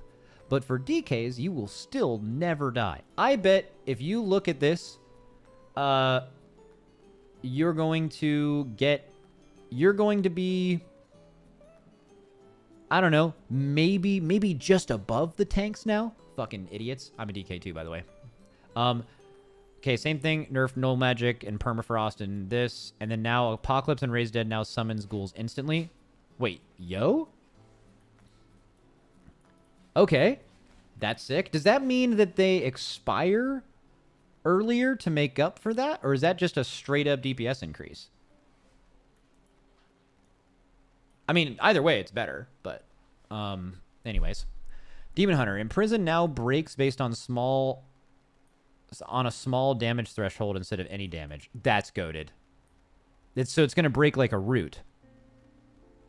It's going to break like a root rather than a like hard CC. Can they do that to like paralysis too and shit like that? That would be extremely nice. Because like there's been so many times over the years where you would press like a CC and then like some random soulbind or azurite trait or just some random thing in the game will just break CCs and then they have to fix it. But like them changing this will make that almost never happen. They did it to like all of them. Dude. Spectral Sight has been reworked. No longer removed upon taking action. No longer removed taking it. No. Okay. Lost in Darkness has been redesigned. Spectral Sight. I don't care about that. Hero talents. Demon Surge nerfed. Whatever. Okay. Havoc. New talent. Blade Dance automatically trigger. Oh, fuck me up. Bro, this is why I stopped playing this class, because this happened. Like, as soon as Blade Dance automatically threw Throw Glaive, I'm like, I can never plus Throw Glaive Natty again. I'm sorry. It's just too good. So, fucking God bless. Okay. Cool. Okay. But you do have to select it as a talent. That's fine. Momentum renamed Exergy and has been updated. The Hunt and Vengeful Retreat increase your damage by 5% for 20 seconds.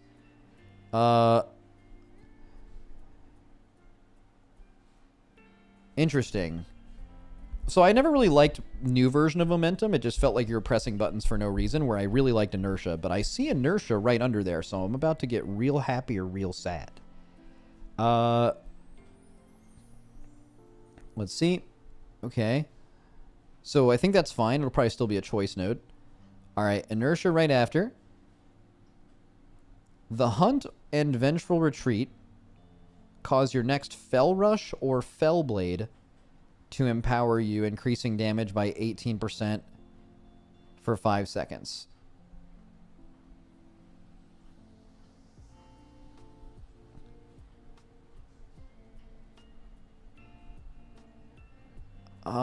Okay, so massive shift from what it was. You don't care about like the reprocs of Immo Aura and like popping off.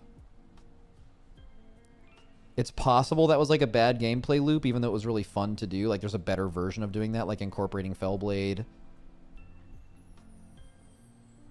The Hunt doesn't happen. Are they giving you ways to reduce the cooldown on the Hunt again? To where like that's going to have a little bit more uptime? I think initially I'm pretty sad about that. That doesn't sound very fun to me. But let's keep going. Unbound Chaos has been updated. The Hunt and Vengeful Retreat cause your next... Okay, so they're just removing all things related to like Immo Aura and then causing your Fell Rush to do stuff. Okay. Cycle of Hatred has been redesigned. I-Beam reduces the cooldown of your next I-Beam by 5 seconds, stacking up to 20 seconds. Wait, what? Exegy and Inertia Choice Node have swapped locations with Unbound Chaos, and any means necessary has been removed. I don't like any of that. You know what? I'm going to not even read the Vengeance notes, even though it's unrelated to the Havoc stuff, because I'm sad about the Havoc, and I have to spite something to make up for that, to keep like my mental balance. So I'm going to ignore everything that says here about Vengeance, and it never matters to me. Okay. Druid. Many talents have changed positions in the talent tree. Oh, like the general tree? Do we have like a screenshot of the general tree?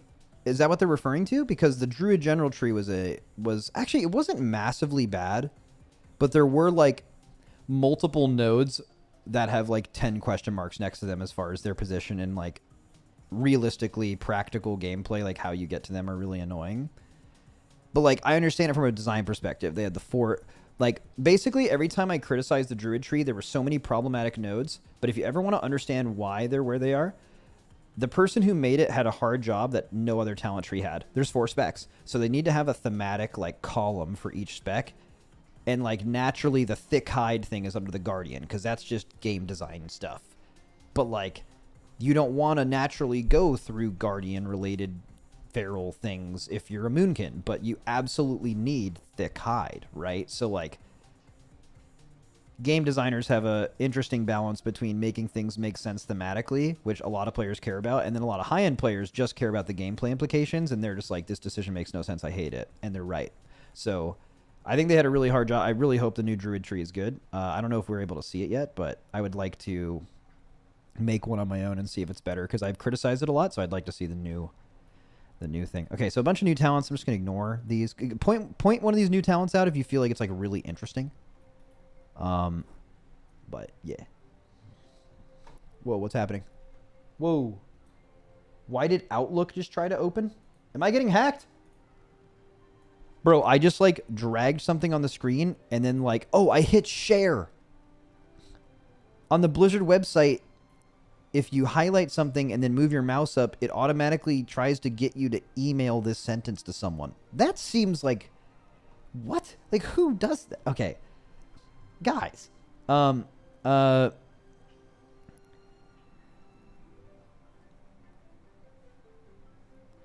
just email this shit to Dratty. All good. Okay, so some Druid stuff. You guys think anything's good here? Lycara's teaching talent has some fun and unfun cancel ordering implications. Okay, I just won't ever read that then. That sounds annoying.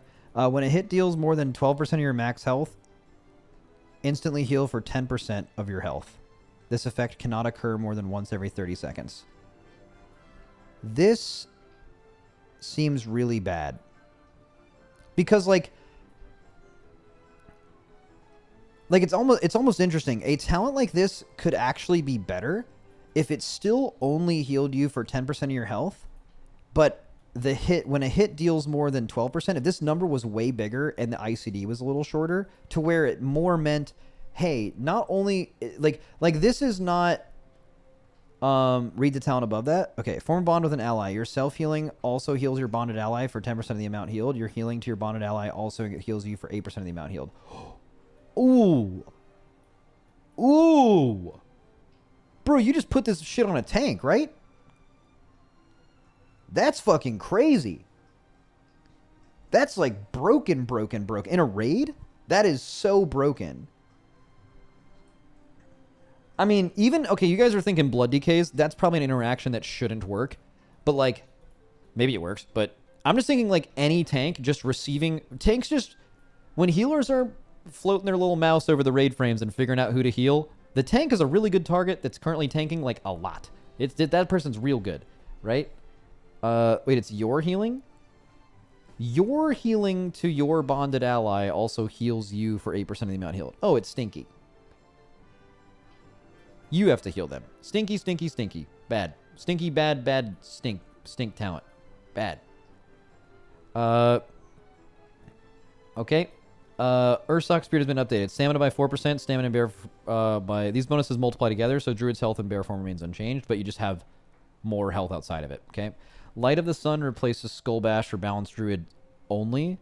The remaining cooldown of Solar Beam is reduced by 15 seconds when it interrupts its primary target. Okay, so they're putting the Light of the Sun thing where Skull Bash was, and they're doing the Warrior tech. So Warriors have done this more than any other spec, and they were the first people to do it. I think a few specs implement it now, but they basically make it so the same node on the class tree will be a different button for someone else when it doesn't apply to them. So like Arms and Fury and Prot all have the same class tree, but for some nodes, it's just a completely different talent in the exact same spot, depending on what spec you are.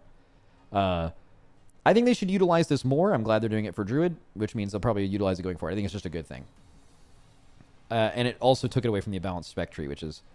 Everyone knows how I feel about throughput versus utility things in the spec tree. It's just doesn't mix. I don't know what this means. I don't know what this means. General buffs of spells. Hero talent changes. Feral stuff, Guardian stuff. I'll wait to... I'm not going to put a bunch of time into this. I'll just wait until maybe I hear from some geniuses about what this means. Which means I'll probably have some content next week during Christmas. I bought a Santa hat on Amazon, by the way. Gonna be wearing that shit. It's gonna go crazy. Okay. Resto Druid. All damage reduced by 20%. This damage reduction keeps Resto Druid's physical or magic damage dealt equivalent to previous patches when selecting Circle the Wilds or Circle the Heavens talents. We're making this change with the goal of moving them towards utilizing either of their damaging physical abilities instead of weaving between them both in order to reduce the damage rotation complexity. That sounds like something that a casual Druid player would love, and someone that has actually mastered the weaving would be like, this is boring now. But I don't know if weaving was... Okay, like, not all skill gaps are like the same as far as being good. Right? Like for example, a Unholy DK back in BFA could make the argument that Festermite was a good thing, the old way that Festermite worked. Because it encouraged... like the ability to outplay people. And while that is true, it was also just fucking bad. You know? It is true. Like, you can outplay people by being better with them with Festermite. But you know what? It also sucks. And holding GCDs for that long to optimize it fucking sucks. And they should have changed it. So, like, both... You can understand both opinions, but just one of them's wrong. You know? Like, you know. Like, not all skill gappy type design is good. Rescue now clears movement impairing effects from you and your target. So we already knew about that, I think, but that's so broken. That is so broken.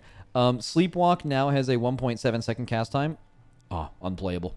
Hero talents. Yeah, Flame Shaper stinks for DPS, so let's see. They're just buffing it. Cool. I'll look more at that later. Augmentation. Skipping out of spite. Devastation. Disintegrate ticks 1 additional time, but deals 8% less damage. What? Why is that relevant? Does Disintegrate ticking do some kind of thing? Does it have some kind of interaction? Essence ability CDR? Oh, okay, I see. So it's like a CDR talent. Scorching Embers damage now increases scales within power level. I don't even know why I'm reading this. I don't fucking care. Okay, Hunter. Oh, Giga Hunter changes. Okay. Let me see if I can pick out some things I understand. Nope. Okay, Dark Ranger. Withering Fire's been up. Nope, still don't get it. Cool. Pack Leader. New talent, Howl of the Pack Leader. Every 30 seconds, your next kill command will summon the aid of one of these animals. Your bear leaps into the fray, rending flesh. Your wyvern increases the damage you and your pets deal, and the boar charges into battle, doing heavy damage. Okay. That's good. I mean, this is... So... I think all of us were saying from the beginning that Pack Leader needed to feel like a... Like, it's basically just like a BM Hunter on crack. Like, you clearly need to add more animals into the mix, even though I know that's BM Hunter's fantasy, but, like, Pack Leader was just so bland. So both visually and I'm guessing, like, interesting-wise, like, they need to buff Pack Leader a lot, and this kind of sounds like it's going in the right direction. New talent, Better Together. Howl of the Pack Leader's cooldown is reduced 25 seconds. Your pets gain an extra 5% of your attack power. Dire Summons Kill Commander reduces the cooldown of Howl. Oh, they like... Did they completely remake Pack Leader? Right? It's completely, literally completely just like start from scratch. The following talents have been removed. All of them. It's completely different. Okay. W. You missed an entire Hunter post? Yeah, that was on purpose. So Hunter's getting crazy changes. Okay, that's really cool. Sentinel. Lunar Storms. Many things about Lunar Storm have been... Okay.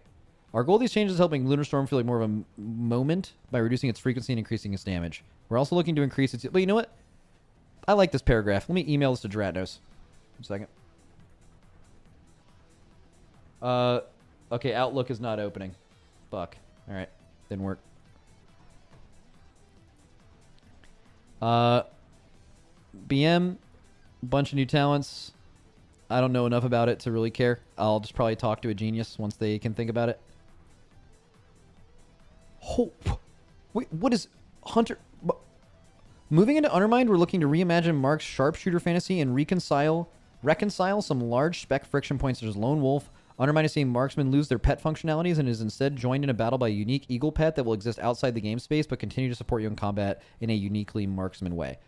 And there's 1, 2, 3, 4, 5, 6, 7, 8, 9, 10, 11, 12, 13, 14, 15, 16, 17, 18, 19, 20, 21, 22, 23, 24. 24 new talents? What has been removed? Everything? What the fuck? Dratnos needs to know about this.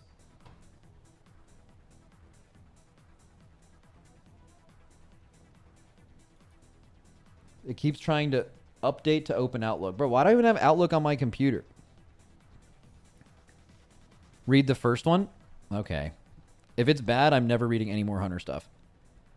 Okay, new ability, Harrier's Cry. Your eagle descends from the sky with a screech, giving the signal to attack. Increases haste by 30% for all party and raid members for 40 seconds. Allies receiving this, they just get lust, right? So hunters, a marksman hunter just gets lust. That's it? Okay. Skipping all of Hunter stuff because you did that. Alright, Mage. Mass Barrier mana cost reduced. Polymorph health regen reduced by 50. Polymorph now breaks based on a small damage. Okay, W.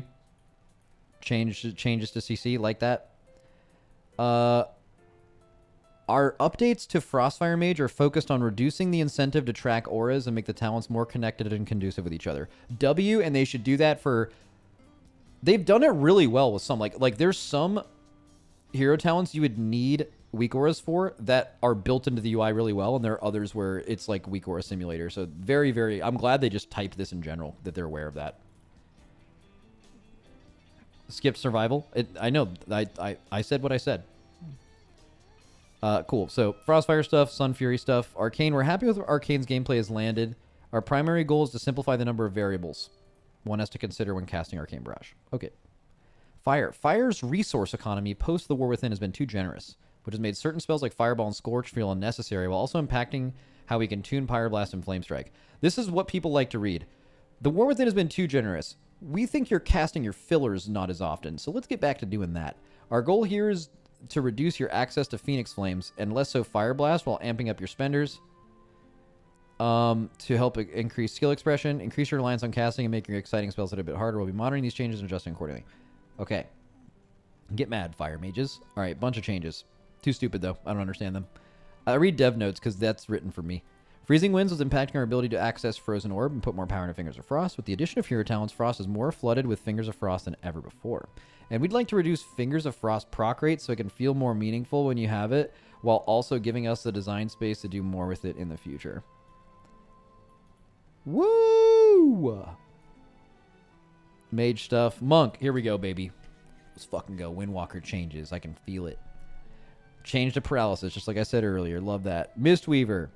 We're making several updates to Mistweaver focused on smoothing out their healing output on varying target sizes and shifting rotational damage priority to a more intuitive space, where players should optimally use each offensive spell should be more obvious. So just make them light up, right? Emperor's Favor. No, I don't know what these mean. I almost started reading that. New talent Slicing Winds. What, Plunderstorm? Envelop yourself in razor sharp winds, then lunge forward, dealing nature damage to enemies in your pass. Damage reduced beyond 5 enemies. Hold to increase... It's the Plunderstorm ability. And it replaces Flying Serpent Kick and makes it do damn. Bro, that's fucking sick. Let's go. That is... Also, that's kind of significant in other ways. Isn't this... The... People were wondering after they came out with Evoker... People were saying, when was the first time someone else is going to get an Empower ability?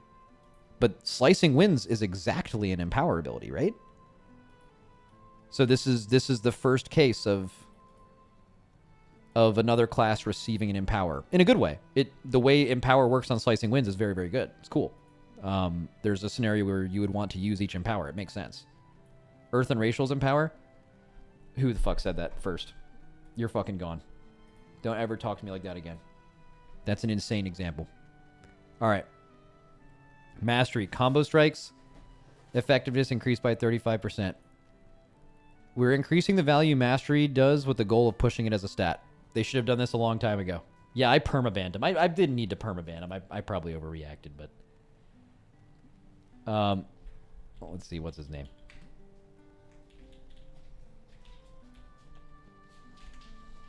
All right, he's unbanned. I overreacted. That's okay.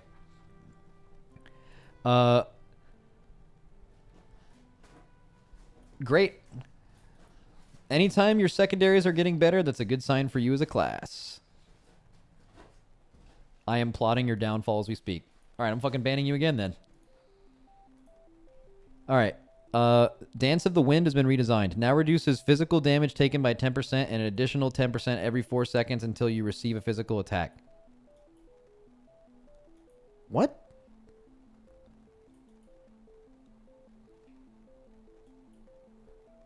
Bro, that's fucking insane. That used to be dodge. That's so insane, though. Like, wait. Can you only pick... No, you can pick this as Windwalker. But it was there because of, like, Brewmaster, right? But can you imagine a boss like Sludge Fist? How immortal this would make you? You don't take a lot of physical damage, but, like... Oh, I guess you have, like, a physical dot. But maybe that would be tracked differently. But, like, anytime there's a boss that just does a massive physical hit, like in a dungeon, you're just invulnerable to that attack. That's so OP. This is actually just really OP in dungeons.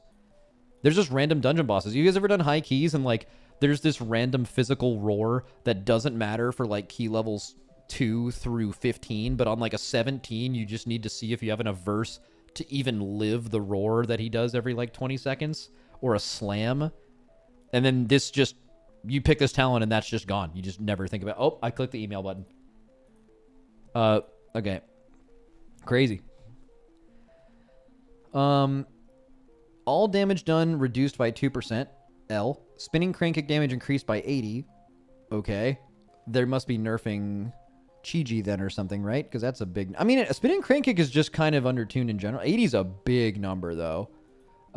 Courageous Impulse now increases the damage of Blackout Kick by 350. Shadowboxing Treads now increases the damage of Blackout Kick by 10, was 20, and the following talent's been removed. Darting Hurricane and Mark of the Crane. Con of the Celestials. Heart of the Jade Serpent no longer reduces the cooldown on Rising Sun Kick or Flying Serpent. Okay. Wait, Mark of the Crane is gone.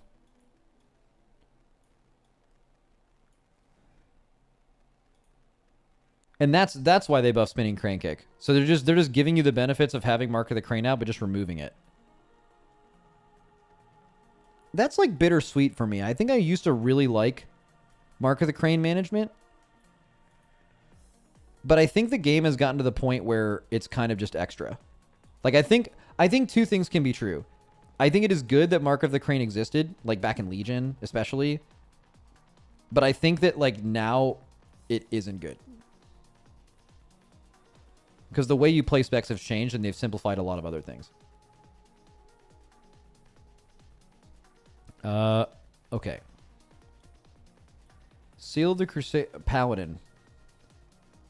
Can ignore most of this. Oh, Blinding Light and Repentance now break on a damage threshold instead of breaking on any damage. Okay, so Repentance is the more normal, like, one for this. It's really interesting they're doing that on Blinding Light, because a lot of time you use Blinding Light in a pack as CC, but the fact that it's not just going to instantly break now, and they'll just break, like, kind of staggered out of it is pretty good. Even though, like, you're hitting them with a bunch of abilities, so it'll probably break pretty fast. It's still, like, a quarter of a second later, probably. 0 Brewmaster changes. Stay small. Drink brew. Holy. Blessing of Freedom increases... Oh, they gave... Oh, wow. They gave Holy... This is so... Dude, Dryny's nutting right now.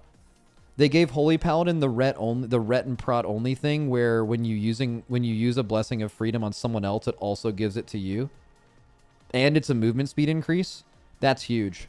This is so useful in raiding. It's so fucking good.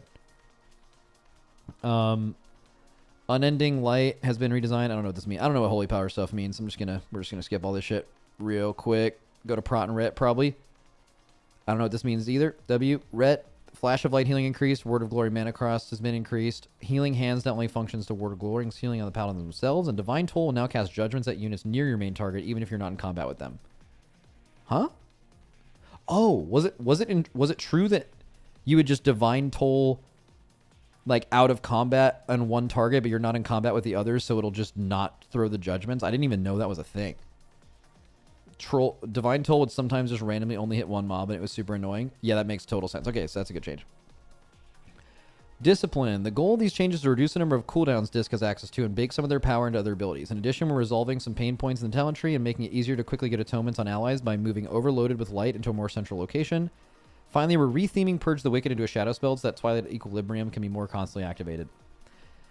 I don't know what I just said, any of those words, so we're going to skip all of this and just have someone else tell me what that means.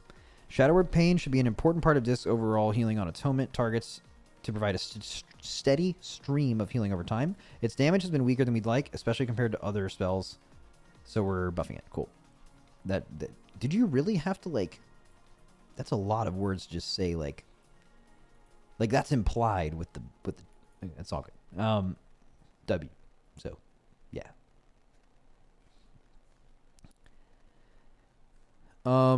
Holy, we're aiming to provide a better experience to Divine Hymn while pulling back the number of raid cooldowns available. They killed raid ramp for Disc. Oh, that's interesting. Dude, L Nick. Find a new class, buddy. Find a new class. Okay, we're also doing some consolidation in the tree by removing Circle of Healing and adding more interactions to Prayer of Healing. Finally, we're looking to provide some options for gameplay around Renew. Ooh.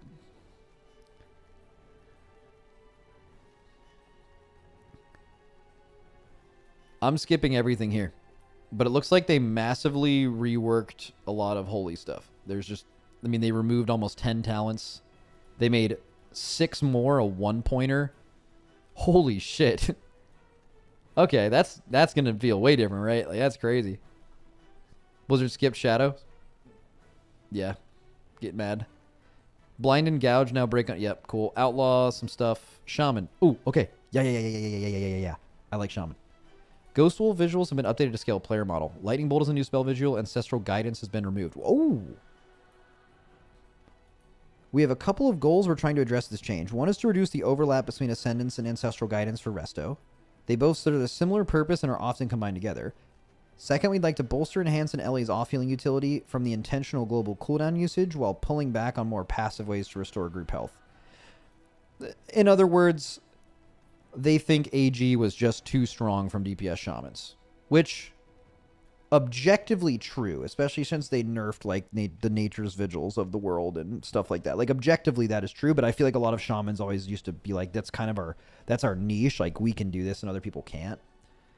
But it is simply just way better than like Vampiric Embrace and Nature's Vigil. It's like kind of the only thing and they spent a lot of last expansion like nerfing a lot of those things, and it's still just insane. I can't speak on how it affects Resto Shamans because I'm stupid.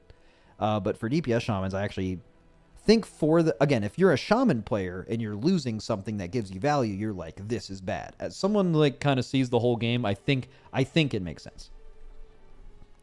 I'm sorry if you don't agree with that. All right, Deeply Rooted Elements is now a small % chance per Maelstrom spent rather than being a flat chance per Maelstrom spender. Okay. P-Wave has been redesigned. Now deals a high amount of damage to all targets affected by your Flame Shock. Primordial Wave is a complicated spell to manage to get optimal use out of. We're adjusting it to be more of a big damage impact upon activating the ability rather than priming your next Lava Burst to hit many targets. Healing Stream Totem healing is increased by 80%. That's a big number. I know it's like off healing, but I mean, I guess that's like intentional healing. Honestly, that sounds pretty good. Enhance. Enhanced Shaman currently have Maelstrom weapon spending abilities that potentially do very high damage while their melee abilities are not hitting as hard, and we would like them to be. We're redistributing some of your overall damage to be less weighted towards spenders and more towards your melee abilities, and making some buffs like Feral Spirits always grant bonuses to your physical damage abilities regardless of what talent options you have chosen. Okay. New talent, Primordial Storm. P-Wave transforms into a single-use Primordial Storm for 15 seconds after it is cast. Devastate nearby enemies with Primordial Storm, dealing Flame Strike, Frost Strike, Storm Strike damage, and unleashing a Lightning Bolt or a Chain Lightning of 150% effectiveness. Deals reduced damage beyond 5 targets. Consumes all Maelstrom weapon for increased damage. So basically, P-Wave is no longer like 2 button presses. It's just you press P-Wave at 10 Maelstrom and it just spends it. And just blasts. I think that's really good because Enhance already has so much going on that that just seems like a good way to streamline things. But also, it's a combo. So when you use it, it transforms into a single use one. So it's instead of pressing P wave and then lightning bolt or tempest or whatever, you're just pressing P wave and then P wave. Okay. Still more simple, right?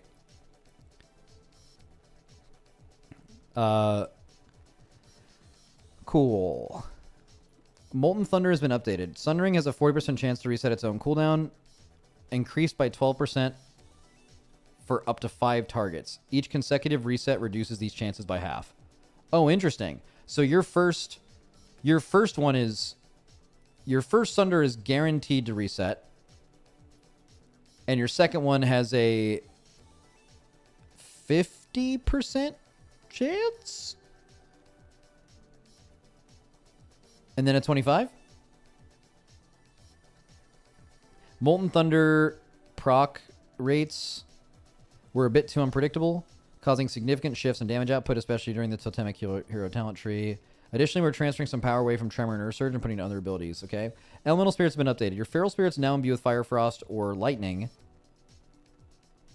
increasing your damage dealt with that element by 10%, but now only increase your physical damage dealt by 10%. What? I don't remember what it was.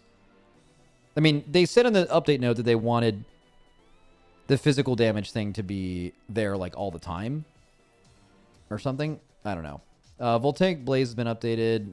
High chance to make your next Flame Shock become this. With this change, we're making it more consistent. Cool. Lashing Flame has been updated. Oh my god. Please not be annoying.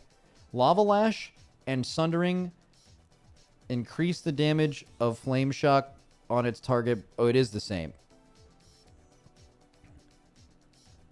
Oh, you can AoE apply it. Oh, that's not the same. That's very, very, very good. That's very good. Okay, nice. Fuck yeah. That is, bro, tab target Lava Lash lashing flames. This is exactly like Festermite. You could make the argument that Lashing Flames is good design only on Lava Lash because you can outplay someone else by spreading it better while still doing all of the same damage you're trying to do. But also, you're wrong because it sucks, you know? Okay, Primordial Wave has been updated. Now deals a high amount of damage to all targets affected by your Flame Shock. We already talked about that. Storm Strike is now learned at level 10, was a talent, +1 talent. The primary resource system Maelstrom Weapon was very noticeable as a passive in the spellbook. To address this, we're making Storm Strike the introductory ability and replacing its spot on the talent tree with Maelstrom Weapon alongside this update. Oh, so it's not one +1 talent point. It's just a leveling thing. Okay. So I'm seeing big buffs here. Storm Strike damage, Ice Strike, Lava Lash, Crash Lightning, all buffed by 100 to 200%. That means they're definitely turbo nerfing like Lightning Bolt, LE Blast, Chain Lightning, Tempest, right? But I think that's fair. Like, if you asked me if Enhance was a little too spender heavy, I'd probably say probably true. There's a long dev note here. Summarize?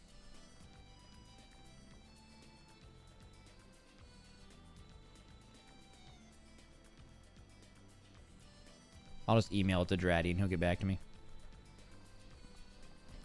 No more spell highlighting. Too much flashing. Oh.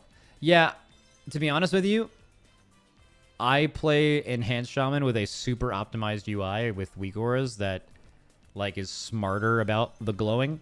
So I haven't used the default UI version of Enhance for a while, but I bet this is directly related to that. And it probably is a problem, and I'm just completely unaware of it because I've designed my UI around it.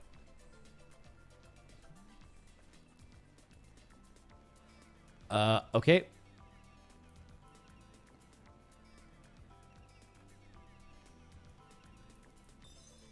Just so many other changes that we're going to just go by because my brain's getting fried here. Too much talking today. And I got an important night tonight. I gotta be on top of my shit. Go into a nice place. Gonna blow up. Oh yeah, let me show you guys the fit once I get done reading this shit. I think this is the last thing we have to look at today, I think. We went through everything.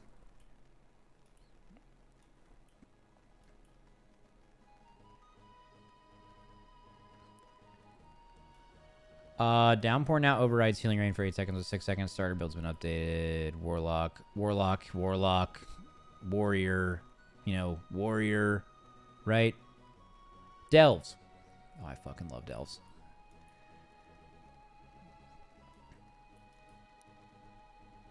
Okay, Bran can tank. He's learned some new talents.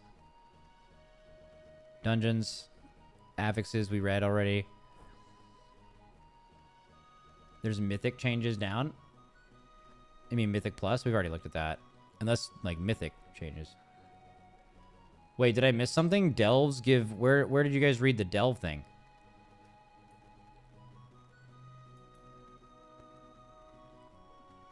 Where does it say Delves? It's a different post. Okay, we'll look at that in a second.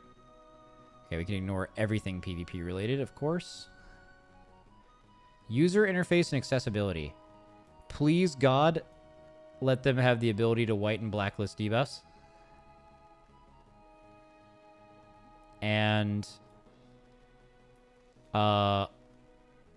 separate your energy and or combo point type thingies from your health frame in default UI.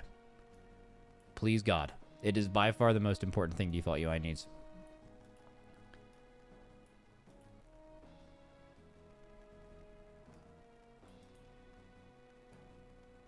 Okay, nothing. Cool. All right.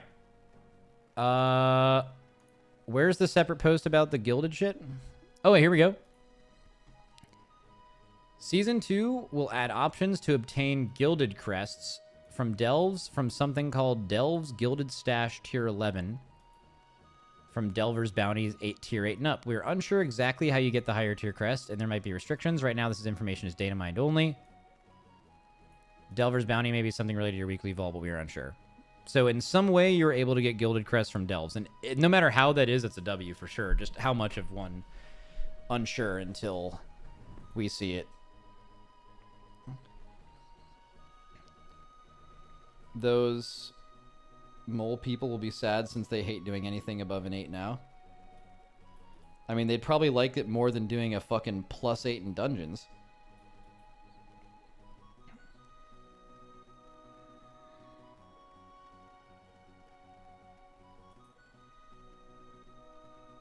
Check tank brand. No. Oh, here's the mount. Dude, it actually is. So your character is in like a second. Your character is in there. Like you'll see your character's face. And then you're gonna fly around on a goblin head smoking a cigarette with machine guns. Oh no, there's a chair on top. Okay, well, Gallywix, when you fight Gallywix, his head is inside this, like, thing. That's why I was confused. Okay, either way. I mean, this, purely subjective, but I feel like this moves into, like, top 10 mounts in the game. If you remove nostalgia. I mean, it's a crazy mount. It's also huge. Also, dear God, are we going to make gold from selling this thing? Dear God. Love that. Love that. When was the last second raid of an expansion where you sold hell amounts? Jaina, right? Jaina was crazy.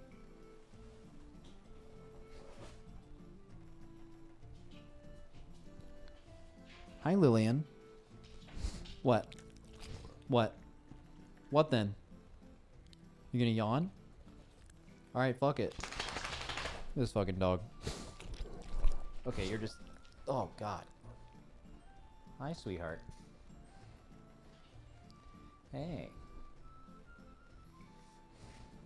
I think she's ready for me to stop streaming. I think that's what she's trying to say to me.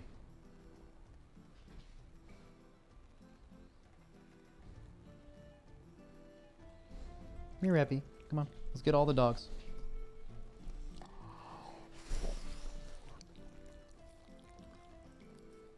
Max, the dog's looking good. Thank you. They're sweet. Hi, little Reptar.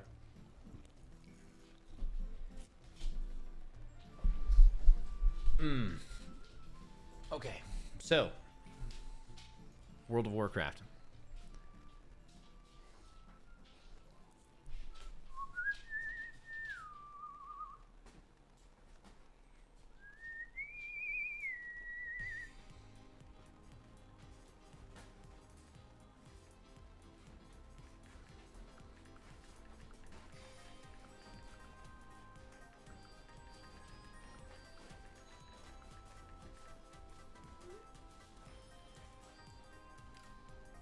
All right.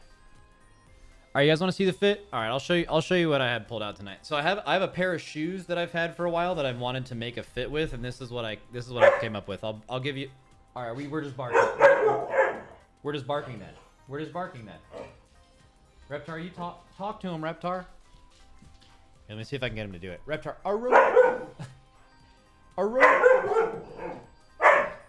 Wait, yeah, relax. I'm trying to get it. He'll like actually talk and not bark if you get him in the right mood. But right now he's fucking hyped, so I don't know if he'll do it. Ready? Here we go. No, okay, it's okay. Okay, he's not doing it. That's okay. Okay, so I have a I'll let them out in a second, but I have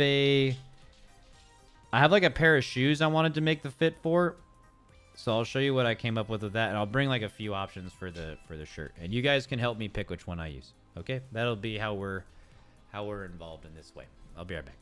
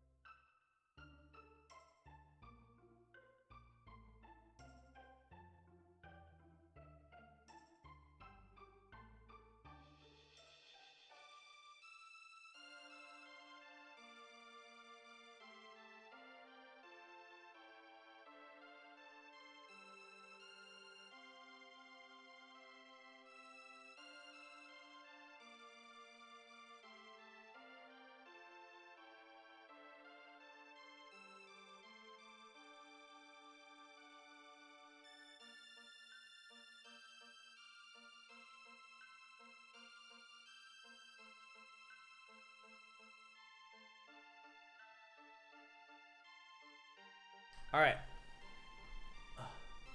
All right, so here's what we got going on. I don't know if you can tell from the lighting in here, but like, all right, here's the shoes. So I got these a while ago. I kind of like them. So these, I was just building the fit off of this. So I'll keep the shoe here for reference. I'll put it on the chair. All right. And then here's the options we have for pants. I'm kind of sold on the navy. You kind of can't see the color of them really well. I don't know. Let me get it in the light. They're like a nice... They go pretty good with the boots. They're nice. They go over on them. They're like cuffed at the bottom. It's got a nice little look to them. All right, so that's what we're doing for that. And then the top, this is where you guys have input, okay? I could do an untucked or like... It's like kind of like not a super nice, it's like a canvas almost like dress shirt. You could do it tucked or untucked with a belt. Okay? Do that, but it's like not the color of the boots, right? So it's like a little lighter. The one that I have my eyes on right now are like this. It's like a cashmere sweater that matches the boots. Right? I think that kind of goes hard. And then also as an alternative, we got the cashmere, but like the lighter shade. The problem is the cashmere, this one is close to as white as I am. So it doesn't like really pop off because I have no color, you know what I mean? So, oh, and then I have something else to go with it on top.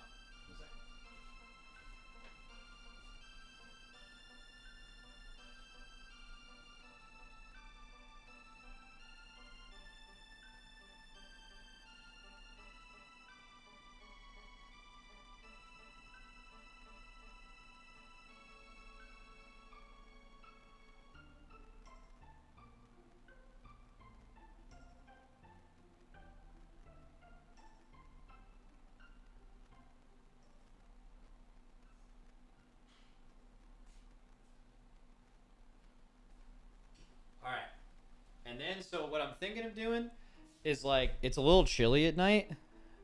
So like we're doing the navy pants, the boots. So navy pants, boots, and this. And then we're hitting the fucking pea coat, boys. It's kind of hard to see. It's a little dark, but we got like a full-length navy pea coat to go with the pants. I feel like I'm gonna be looking nice and snazzy, you know?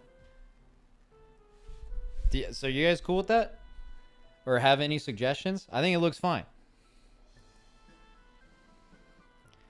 You like the fit?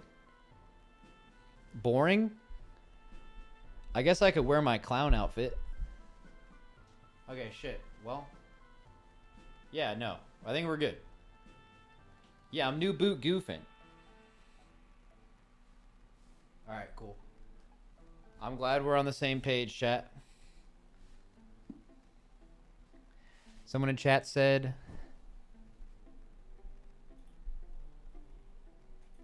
I'm not gay, but I would do a double take. What?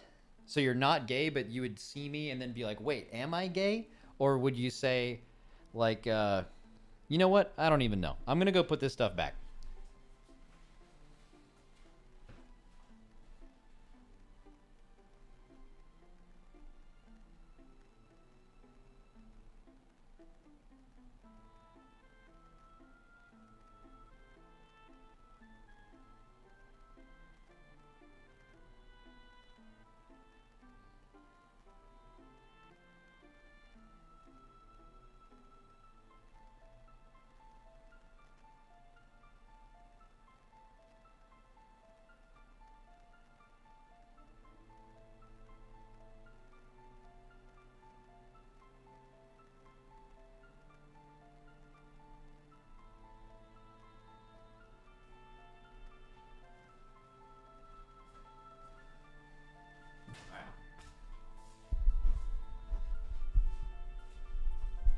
Cool, that's it.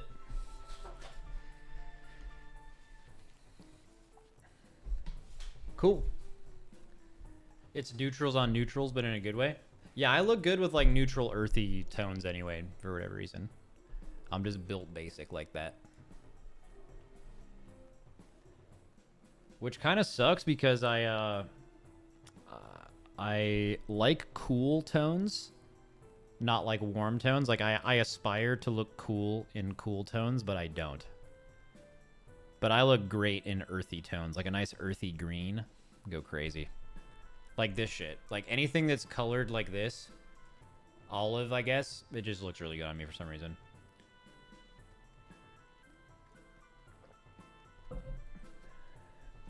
Max, do you accessorize at all? There's a nice scarf to go with that. It's LA at night, so pea coat would work because it's chilly enough, but it's not cold enough to do like a anything else. Max, pop out the rolly with the fit. Oh, that's one problem. I have like an Apple Watch, and I don't actually have like a real. That would be that outfit would look crazy with a good watch. I just don't own one. I don't know. I just don't really care about watches, and also, I have really bad ADHD and bad object permanence, and low key, Apple Watch like is a lifesaver. Like getting like text notifications on your wrist and so, like I just like am so much more aware of everything. Setting little alarms and stuff.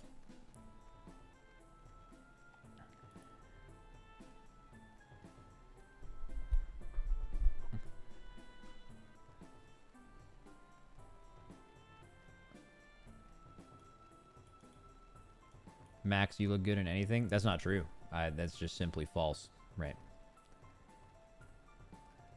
Go get painted up like your Orc Honda video.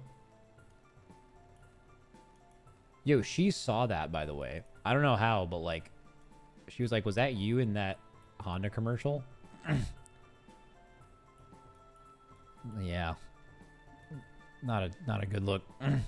The only funny story from that Honda commercial is that the mini pony that I was riding was, I didn't know this, but miniature horses are very insecure. Like, I don't know if you know this, but like pygmy horses or miniature horses are like really mean, and it's because they're insecure about their size. So I had to spend like a couple of hours with that horse that morning so like we could do that shot and she wouldn't get really fucking mad at me. It was pretty cool. We ended up being cool, me and the horse. We were tight, but yeah, she was not a fan for a while. Did the horse tell you that? No, the horse owner told me that. Bro, do you think I got all of that from like horse body language? Like I saw the horse wasn't a huge fan and I'm like, ah, yes, that horse must be fucking insecure. That would be insane. Fucking no, like someone who like understands, who owns the horse told me that.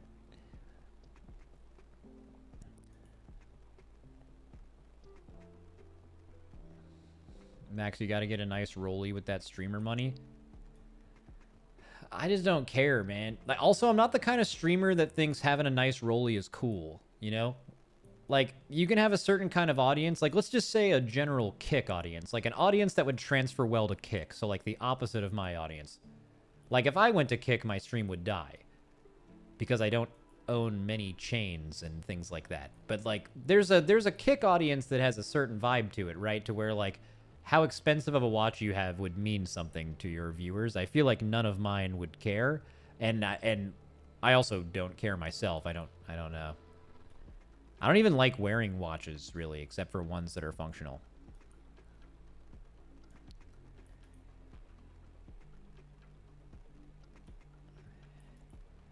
Max, when do we get to meet her and make sure she is good enough for you? You guys will never meet her or know about her at all. She wants nothing to do with any of that, which is also a very good thing. Low key. Not for you all, but just in general. But is she in the cult? Yeah, kind of. Just in a different part of it. Cult, cult, cult, cult.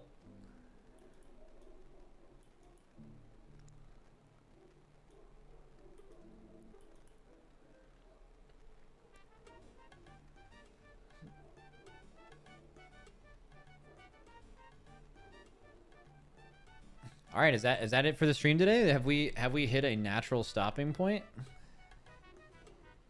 What happened to the Riot girlfriend? Oh, we broke up a while ago. Like last year. No, this year. Like early this year. But in a good way, not like a sad thing. Like we're both. I'm actually having dinner with her or getting drinks with her tomorrow just to like catch up. We have a good relationship, right? It just like the relationship didn't work out. But yeah.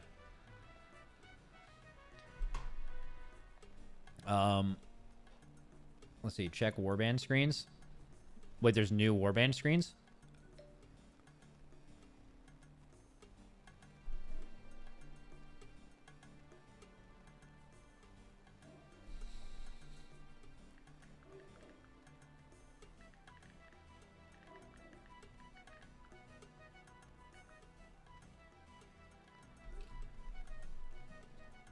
Yes, and you can have different warband groups. New warband campfire character selection screens data mined. Yo!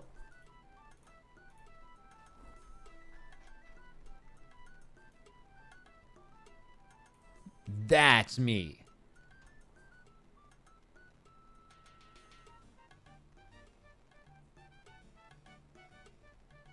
That's me. Dude, I feel like it's not getting a ton of hype because like right now is just a pretty low time for retail. It usually happens halfway through the patch, but this time specifically it seems pretty low. But I feel like season 2 is as hype as I can remember. Not even recency, like it's the new thing. Like I've seen patches announced and I'm like, yeah, whatever. Like I just feel like the theme and the aesthetic are like 100% good. Like they're probably the best they've been in a long time. The car looks sick. They're actually making like the change.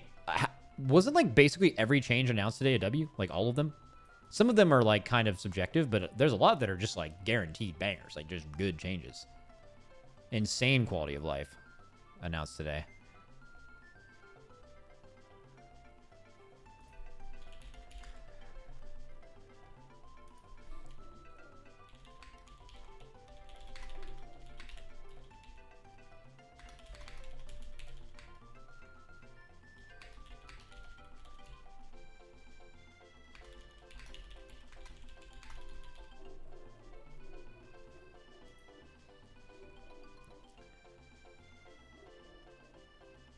I had someone in your guild quitting WoW over the tier sets. He's such a doomer. Yeah, I mean, the reality is probably something like that. They just wanted to quit anyway, right? Happens. Threat buffed for tanks. I think in general this is always good. I would even go as far as to say is like threat is almost like an outdated mechanic. Like threat in a perfect world, if you play tank properly, you always have threat. And if you don't play properly, you can lose threat. If it's perfectly made and that's exactly how it works, I think threat is a mechanic that should be in the game and it is a good thing. But the problem is there's always scenarios that happen because of how bursty certain specs are and how little AoE damage some tanks do, especially when they're picking up mobs and have a bunch of GCDs to press, that you can be playing tank perfect and you could lose threat on a mob and someone dies. And that makes that interaction is so bad for the game. So I think just in general buffing what's the problem with buffing threat? The only potential problem is someone who's not playing tank properly will hold threat. And is that really a bad thing? Because the alternative of having threat be too low is that good players will lose threat when they're playing properly, which is infinitely worse than just, oh no, someone who's not playing tank the best has threat. You know what? Everyone in the party's happy when that tank has threat, so all good, you know?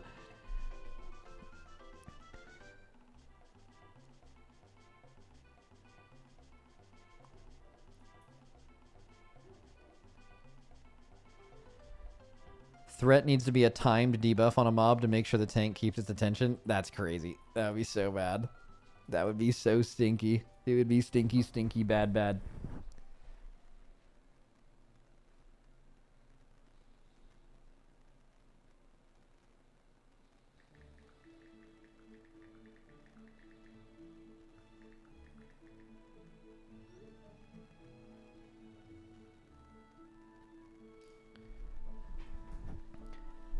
What is the alternative to threat not existing? Mobs just automatically attacking tanks? That's kind of lame.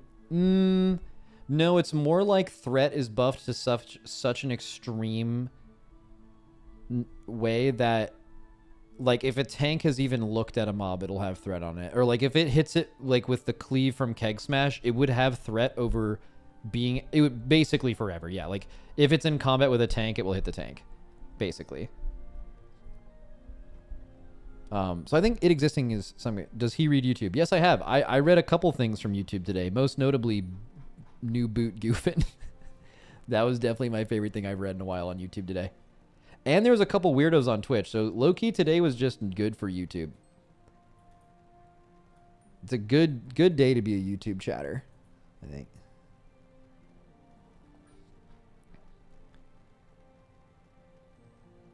Does Max not know what New Boot Goofin means? No, I don't.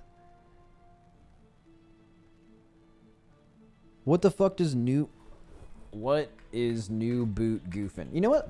Going on the other monitor just in case this is something super weird. New Boot Goofin is an expression that means to make a silly mistake while wearing new shoes. What? It's from Reno 911? Alright. Can I watch Reno 911 clips on my stream and not get DMCA'd from YouTube?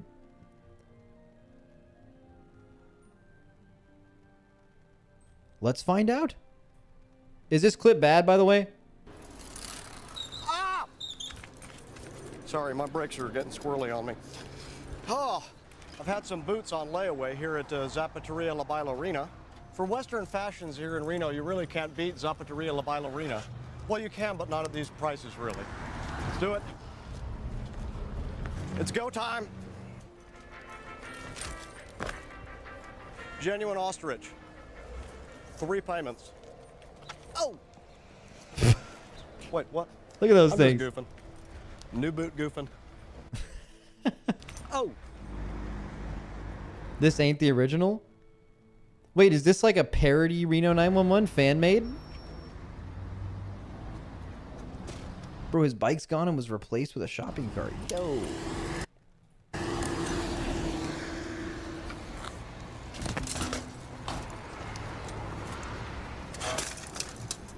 This guy represents every person on your raid roster. What? What do you mean by that? All right, we're just not watching. This was I didn't like that at all. What do you mean?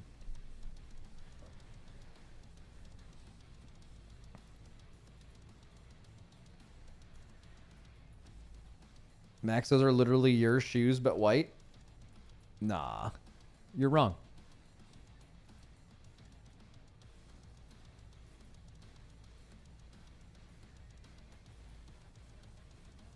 Max, please stop streaming so I can go eat dinner. Thanks. All right, shit. All right, I'll see you guys tomorrow after that, guys. Actually, no, I won't be streaming tomorrow. I have a hockey game that I'm going to with the doctor, and then I'm getting drinks.